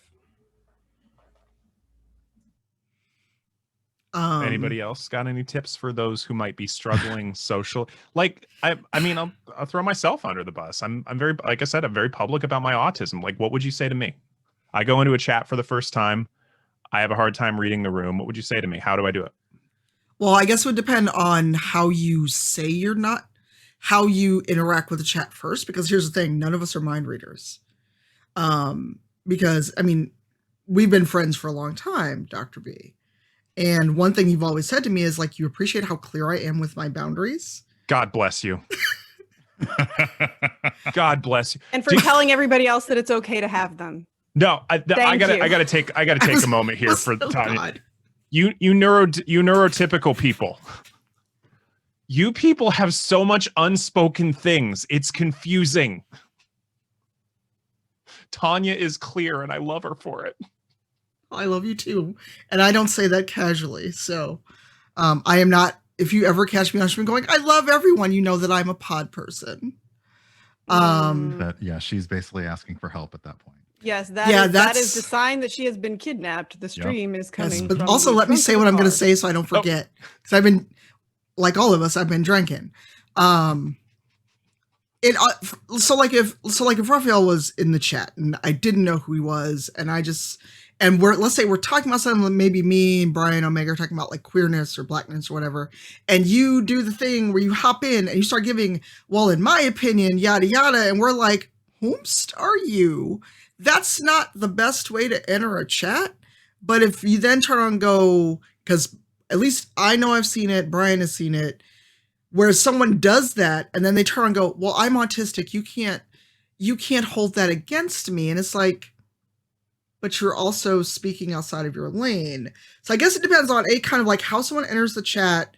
And this ties to another question we got of how to tell when someone actually wants to learn versus they are trying to be that person. And they're not the same thing. That was one of our other questions too. How do you tell the difference between somebody who's being a troll and good-willed? Well, Brian, I know you wanted. Oh, sorry. Go ahead. That's okay. It's just it's and Dosbif will laugh.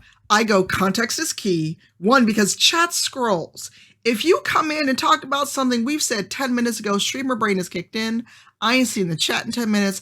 And or if you come in with incomplete sentences or without the threading that was in chat before, if you're just, as far as we know, you're just blurting things in the wind, it makes a difference. And I go, okay, can you give me some context? What is it you don't understand?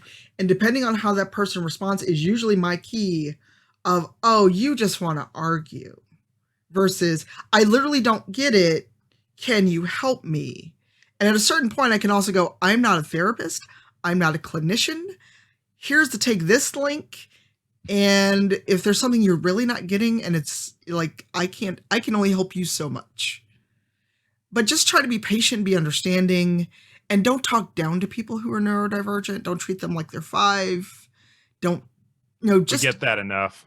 Right. But it's like, be that person. But also, if you are neurodivergent, don't use that as an excuse to come in someone's chat and be a jackass.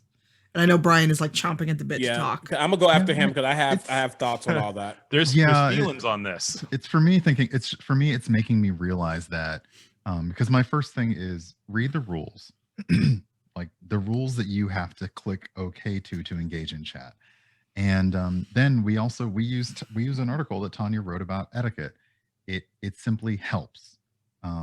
Those two things combined will kind of help you figure out what's okay and what's not okay in chat. And, I'm going to look at my rules now after this to make sure that they are as clear as they can be on what kind of behavior is and isn't allowed.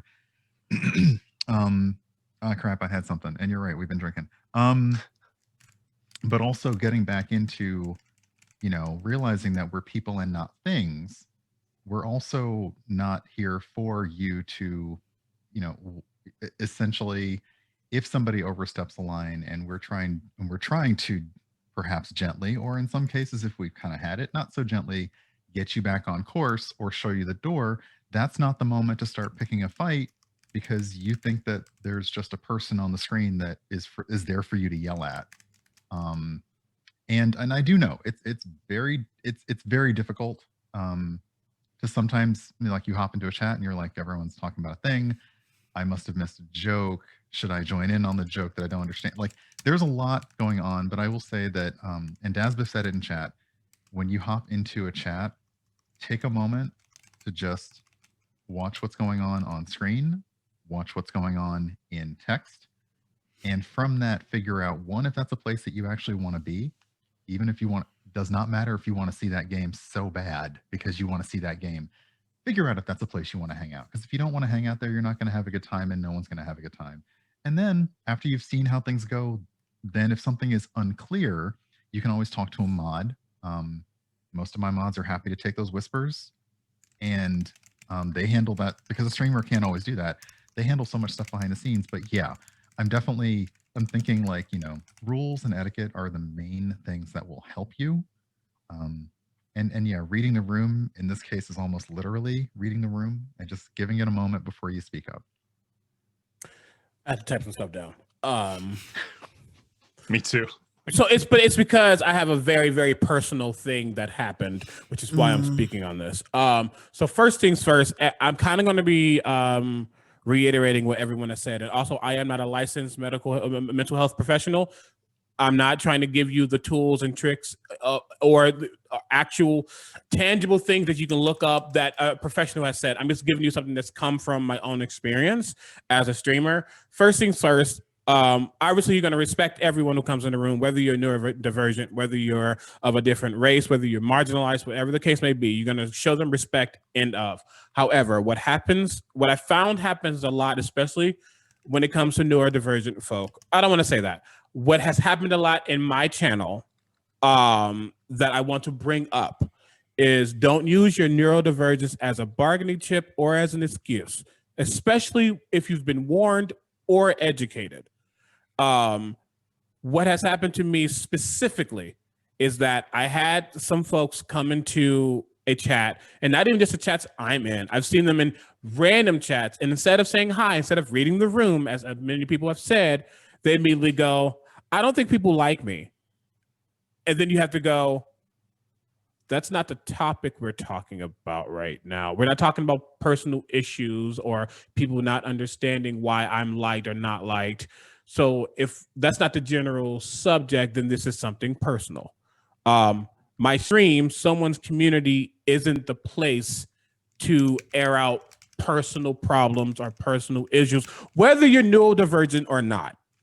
That's not the place for you to begin to unload your woes and your stresses, because then as a streamer, I'm like, are you doing that to get help? Which makes me go into, we're not your therapist, as someone else has also said. My stream is not your place, your personal playground, your personal bed, your personal couch to air out your grievances. My place is not that, but specifically, why did you decide to use my channel as that place? Did I allow you to get that comfortable, or are you overstepping a boundary? Are you getting too personal? Are you getting too close, that parasocial relationship that we've been talking about since the beginning of this? Have you gotten to a point where I need to go, hey, I apologize if this is how I've made you feel, but you need to understand that this isn't the place for that. I apologize if you're going through things, or I know that you are neurodivergent. I know that you have this. I'm gonna use an example, not to call them out, not to say their name, but this person was on the spectrum. This person was had autism, has autism. My apologies. And they said, "Oh, I apologize. It's blank," and that was that. But it continued, and then it continued, and then it continued. And so I'm saying this as a streamer, you still have the right, no matter the person, to make sure your community is curated and safe, not just for you, but for fellow viewers as well. So if that means you have to remove someone from that community to make that be so, then that's what it has to be. And what happened to me personally was, I did that exact thing. I said, hey, I apologize. I've tried, I've done the education, then I've done the warnings, If that's not enough, again, I'm not a therapist. I cannot give you the tools you need. Then I have to remove you from my community, give you, hey, take this. Here's a thing that might be able to help you with these, whatever you're going through. What's then not okay is to then go to many different other people, half the people I'm not even that close to, and ask them why I blocked you or banned you from my spaces or all these things. This specifically happened to me. And there's at least, I want to say one, maybe two people in this panel right now who was contacted on that very subject. So I'm using that as understand that it's hard. There is no right or wrong answer to this, period, whether you're a viewer or you're a streamer. But look at boundaries, look at clues, look at all the context, read the rules, read the room. You have to try, and it's going to be hard from one person to another, but you have to try, and it's up to the streamer to not be too harsh, but it's also up to the viewer to try to understand. And again, if it comes to a point where people can't understand or come to that middle ground, then my community isn't the place for you, because I don't have the tools that's going to help you through that. That's me setting that boundary, saying, hey, unfortunately, you want to get closer to me than I can allow you to, because if I let you further, I might be putting you in the wrong path that you don't need to be on. So that's that. I've been rambling, but yeah, that's that. Well, and I know that Kelly wanted to follow up with some of that, something. Yes, and this is a difficult topic, and it's going to address a couple difficult things. So small content warning for different types of ideations. It is never, ever okay to leverage your mental health or claim suicidal ideation to get attention from someone you have a imagined relationship with. Ever. Do not do that. It does not matter if you are neurodivergent, if you are neurotypical. That is a boundary. That is a very hard line. You do not put your personal well-being and safety on someone else. And you don't try to use guilt to get the attention of someone. It's wrong on so many levels. And it is traumatic to have that happen. Don't do it. Sorry, that's it. Don't apologize. Wow, Brian and I in tandem. Don't apologize, because that is emotional abuse. That is emotional manipulation. People are calling it in the chat as well.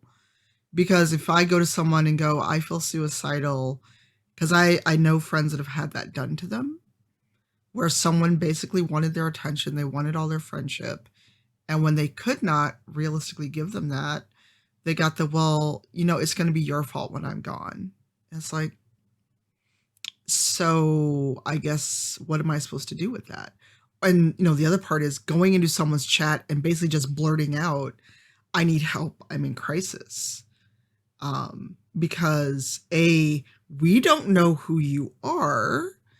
And if we don't know you, that'd be different if I texted Brian and he was live or something and said, I need help. That's different because we are friends.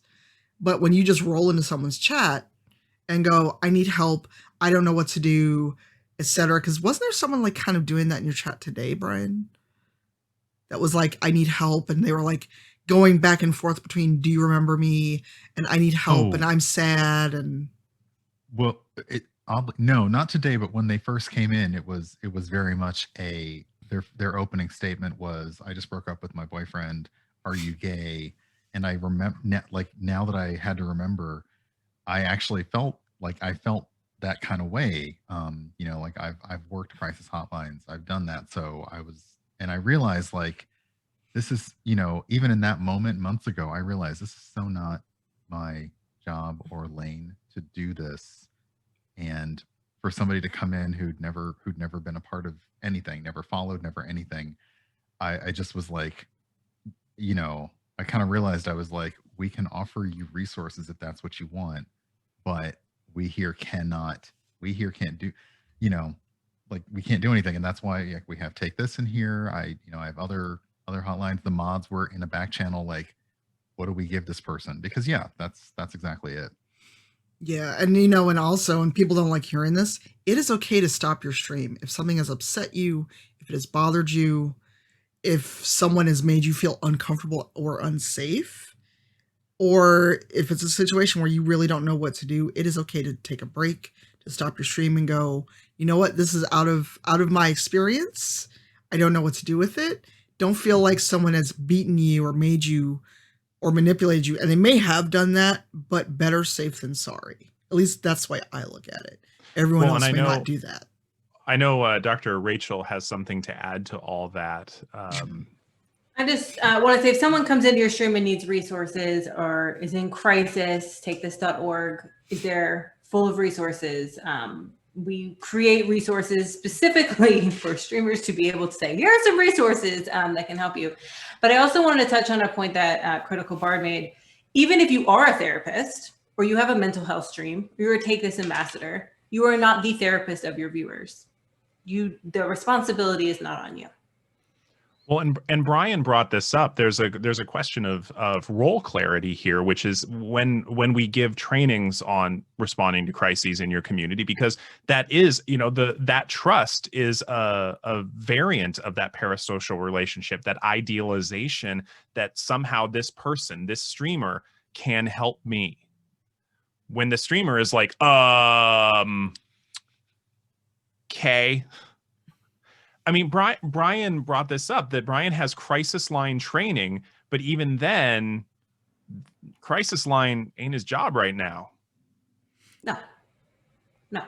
But he knows the resources to send. Thank you, they Brian. can find the crisis line where it is their job to do that. Yeah. It's actually funny because, and I realized I probably shouldn't have said this. I say things like this, but for the longest time with my friend group for years, I was like, yeah, I'm the Dr. Phil of the group. I'm the person people come to. Actually, that when may they be more need... appropriate than you think. I'm not Dr. Phil. Right? Yeah, a little bit. But no, yeah, I say I'm the person that people come to when they need guidance or help. But that is something I've established with that friend group. Just because I am a welcoming, big old teddy bear, I can't be a grizzly, don't get it twisted. It's because I'm a big teddy bear in my chat and I want to preserve the ideals of love and unity and respect. That doesn't mean I'm now going to give you one-on-one, consultations about what to do and all that, especially not for free. Not on the place where I am my brand as a whole, not where I am streaming and giving the viewers a view of me that is whatever the streamer wants it to be. That's not the time or the place for it. So just understand that. That's all. Let's see here. Going into some of these, we still got so many. Just the chat's been amazing. Y'all have been just fantastic with all these questions. So many good ones to pick for. I think we got time for just one or two more. What are some lessons in managing these parasocial relationships that you wish you knew sooner? Ooh, boy. No is a complete sentence. And that it is okay to kick people out if they don't know how to act. That was something I got told growing up, but I had to relearn that as someone who does this now as a job, that you can't let people manipulate you into, but if I don't have any other place online I'll learn, I'll do better. And then spoiler, they don't. You can only give so many people second chances. You can give people only so many second chances, usually one. You don't owe it to anyone to be what they expect of you. Whoever you are and your content and your personality, your vibe, that's who you are. If you feel that people are expecting something different of you, that is a no-go. It is okay for you to step away when you are overwhelmed. It is okay for you to not be the person that people come to for help, for whatever the case is. It's okay for you as a streamer to say, I'm going to turn off my stream because whether I'm not saying it correctly or it's not being typed out correctly, but this isn't the place for you to be that friendly. And now I'm overwhelmed. It's okay for you to say, nah, and back out. I wish I knew that sooner. As someone who okay. absolutely hates being upset on stream, which has happened a few times, I wish that earlier I had the ability to just say, you know what, guys, I think it's time for the stream to end today. Instead of trying to push through and keep on the happy face to make everybody happy. Because, and I'm pretty sure only Dr. B is going to get this reference, sometimes that anvil gets really heavy. You're not the only one that's read Pratchett. I Really? know. Seriously. But he sent me an actual pin I that's an haven't, anvil. so I like it. He sent me an anvil pin for that I reason. know. Some days that anvil can get heavy. Some days that mask you have to put on to protect yourself from the world can get painful. And you just need to say, I need to step away for a little bit, you know, and you need to not feel guilty about that, which is something I'm still working on. So that seems like a really good spot to bring this back and ask y'all for final words, as well as what are your final thoughts? Where can we find you on the socials, on the Twitches, all of it? I get to say who goes first because it's my stream, so it's Dr. B. Ha! Excellent. Oh, that's uncomfortable. The mod going first. Oh. I'm gonna tell Okay, on so- you and say how you asked me to move you on the overlay. So the one thing I want to add as a final word, for those of you who are worried about accessibility to the neurodivergent community within your streams, a pet peeve that I have as an autistic person is the chat rule, don't be a dick, because that is vague and it's up for a lot of debate. Instead, Brian brought this up earlier. If you can be as specific as possible about what your expectations are in terms of behavior, like supportive language, keeping it, the more specific you can be in terms of behavior, the easier it's going to be for folks like me who have a hard time reading the room to read the room a little bit better and to correct our behavior. Because most of the folks on the spectrum I know, we mean well. We're trying to communicate with the rest of the world the best we know how. But we just struggle. But anyway, for that, I can be found on Twitter at the Dr. B. You can see it right below. That's where I am. I stream on other people's channels occasionally, but yeah, that's where I am. Next is Dr. Rachel. You're muted. Is muted. You're muted. Yeah, that's cool. I got kids. I got to mute it. Otherwise, you'll be hearing them all the time. Relationships with streamers are one way, right? We're here to talk parasocial relationships. These relationships are real relationships. There's real emotional value in these relationships, but they're not the same as two-way reciprocal relationships. Do we like seeing the same people in chat? Yes. Do we love it when you're there, when we overcome some kind of milestone, like technical difficulties? Yes. But you shouldn't expect any of them from them that you wouldn't expect, I'm going to do it again, from Henry Cavill, right? That's the same. It might seem more interactive, and it is more interactive because of just the nature of streaming, but that does not change the relationship, and boundaries are important. I got distracted. Omega. Oh, hello, hi. Season's greetings. It is I, Omega Jones, also known as the Critical Bard. Hey, every day is a part of a season, therefore, season's greetings. Final words from me. Honestly, again, as a streamer, it's okay to say no, and it's okay to just set those boundaries and adhere to those boundaries. I know that it's hard out here, especially in this place where one, people have instant access to you live, but two, you know, certain companies aren't doing more to protect said streamers. So it's hard out here, but still work with your core, work with your team, your mods, or whoever you trust, and make sure that you, to the best of your ability, can make your space as safe as possible. And that does include sometimes people who think they're too close to you. Even if they're regulars, they can get the boot too. It is what it is. So that's that. Again, hi, my name is Omega Jones, also known as the Critical Bard. A Critical Bard across all social media channels. You can see it below. I stream. I'm a partnered streamer here. I am a singer. I'm an equity actor. Got that card. Let's go. I will miss the stage. Hopefully, I'm in Sweeney Todd this summer still. But look at Dr. B's face. That is one of my favorite musicals. Oh yeah, I love it. Yeah. St. Louis Muni in August, maybe, hopefully. I'm hashtag iconic because you already know that. Period.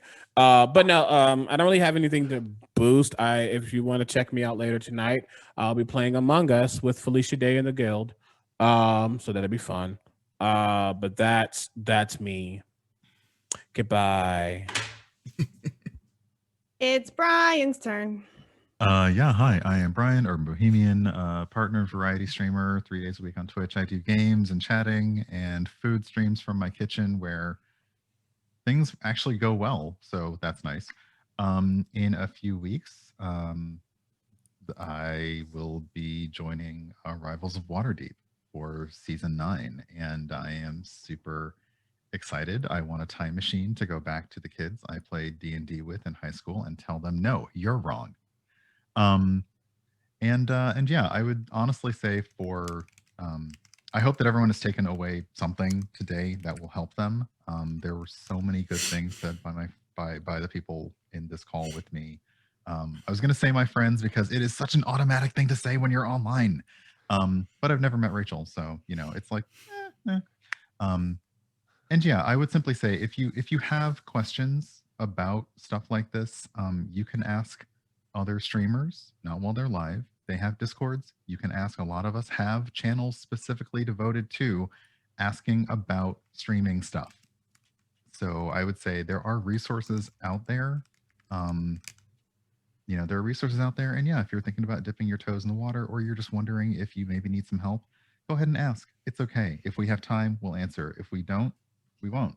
And if we charge, we'll tell you our rates.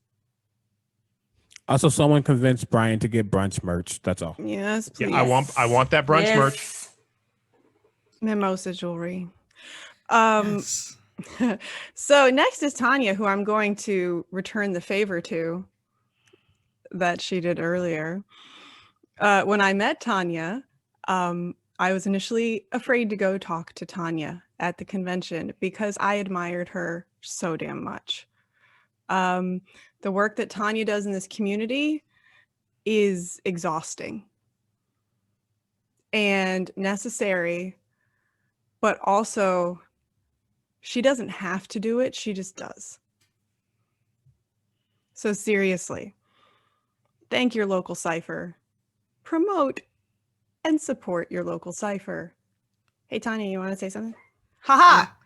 And you can't hide behind your microphone. That's okay. I have your phone number. I can call you when we're done. I can call you, ma'am. My words of advice would be, you know, one, understand that building community is not make a Discord, throw open the doors and let the dogs do whatever they want to do. Be aware of your limits. And this is because I'm always the contrary person on streams, and Raphael will laugh at this. It is perfectly okay to try this and decide this ain't for me. No one is required to stream. No one's required to do any of this stuff. Or understand that maybe you just want to get on stream, whatever you're going to stream, and go about your day. You don't have to do all the extra stuff that A lot of us do. You don't have to go for affiliate. You don't have to go for partner. Shockingly, you can stream for fun, but you should also still have boundaries in your chat. It is okay to just go, I'm here for fun. I'm not trying to like make money, do whatever, but I still am not going to let you act like you have no sense when I'm live. And lastly, just appreciate the fact that we're all doing this. Some of us do it for pay. Some of us do it for fun, for both, but that don't put us on pedestals, especially those of us that are affiliates or partners, or in your eyes, having made it. Because for every person you think that's made it, there's probably some introvert in the corner going, please don't perceive me. I just want to go stream like some Animal Crossing and hang out with my friends and maybe have some wine while I do it. We are not better than anyone else. Don't put us on pedestals, because the minute you do that, we're going to fall. And that is where the parasocial relationship will shatter. We are not idols. We're not special. Don't come in and yes, queen, yes, king us. We're just people. And with that cheerful note, you can find me online everywhere, Cypher Tier. If I know you and we have met, we've hung out possibly, you may call me Tanya sometimes. And if I go, whomst are thou? That is your cue to not call me that. You can call me Cypher. But I'll be joining Brian in 2 weeks over on the Rivals Waterdeep channel for season 9. I am looking forward to it because I know what his character's like. I'm excited, and as well as our friend Eugenia Vargas. My channel, it's sporadic. It all depends on my schedule, what I'm doing, and basically everything else I'm doing is under NDA except for Thursday nights on Sirenscape with Kelly and Gabe. Finally, not under NDA. Yes, finally, Thursday. If you like Cyberpunk Red, buy Talsorian Games. We're setting off an 8-week adventure Thursday nights, 8 p.m. Eastern, over on Sirenscape's channel. Come hang out. It'll be fun. And and in case you're wondering, we still don't know about Motherlands. Please stop asking me. Trust me, when I know, y'all gonna know, because I won't be able to shut up about it. So as soon as we know, you will know. I'm crossing everything. There is a season 2. But until then, just go enjoy the VODs, support us, and toss a coin to your Twitcher. Oh, Valley of Plenty. See? Yes. Anyway, so yes, hi, I am still Kelly. I am still the opera geek, much to the chagrin of many people. You can often find me here on my channel. I'm currently playing through Shadow of War, which is mostly me drinking and yelling at whichever voice actor happens to be portraying whatever character I'm murdering at the moment. Also, of course, Thursdays, I'm going to be Cyberpunk Red with Tanya and an amazing cast over on Sirenscape's channel. I am also the creator, or co-creator rather, of the College of the Opera, which you can actually now buy merch for because it's got a crest. Thank you, Dr. B. It's so good. Which is a bard subclass for D&D. I want to say thank you to everybody in chat. That's been fantastic. Thank you for all the follows. Thank you for the subs. I'm a bit overwhelmed. I don't do overwhelmed well. So just thank you for being here. And honestly, thank you to all of these amazing people that are on this Zoom call with me that I am fortunate to call my friends. Extremely fortunate. Oh, I'm sorry. You're not my friend? No, Brian? I just noticed the overlay broke. The overlay broke. Hopefully, but it's okay. Hopefully, you Overlay can still hear broke. us. It's okay. You can It's still hear okay. us. It's You good. can still The hear curtain us. went It's fine. down. It's The Yeah. fine. curtain has Curtain stopped, call. but the soprano Yes. has not stopped singing. So Too you will many continue crowns came out, listening. honestly. Yes. Oh, Did you change crowns again? I did. Yeah, I left my other 2 in the other room, and I'm feeling a way about it because I should have had multiples on by now. But thank you, everybody. Please go support all of these amazing people that have taken the time to be on this channel today. And yeah, we're gonna go raid Painting Pirate. Painting Pirate is doing part of a 3-day charity stream raising money for Black Girls Code, which is a very important charity. Please stay for the raid. Let him know who sent you because it's going to be funny as heck watching his face when y'all drop in. So with that, bye everybody. Thanks Bye, so everyone. much. Bye. bye.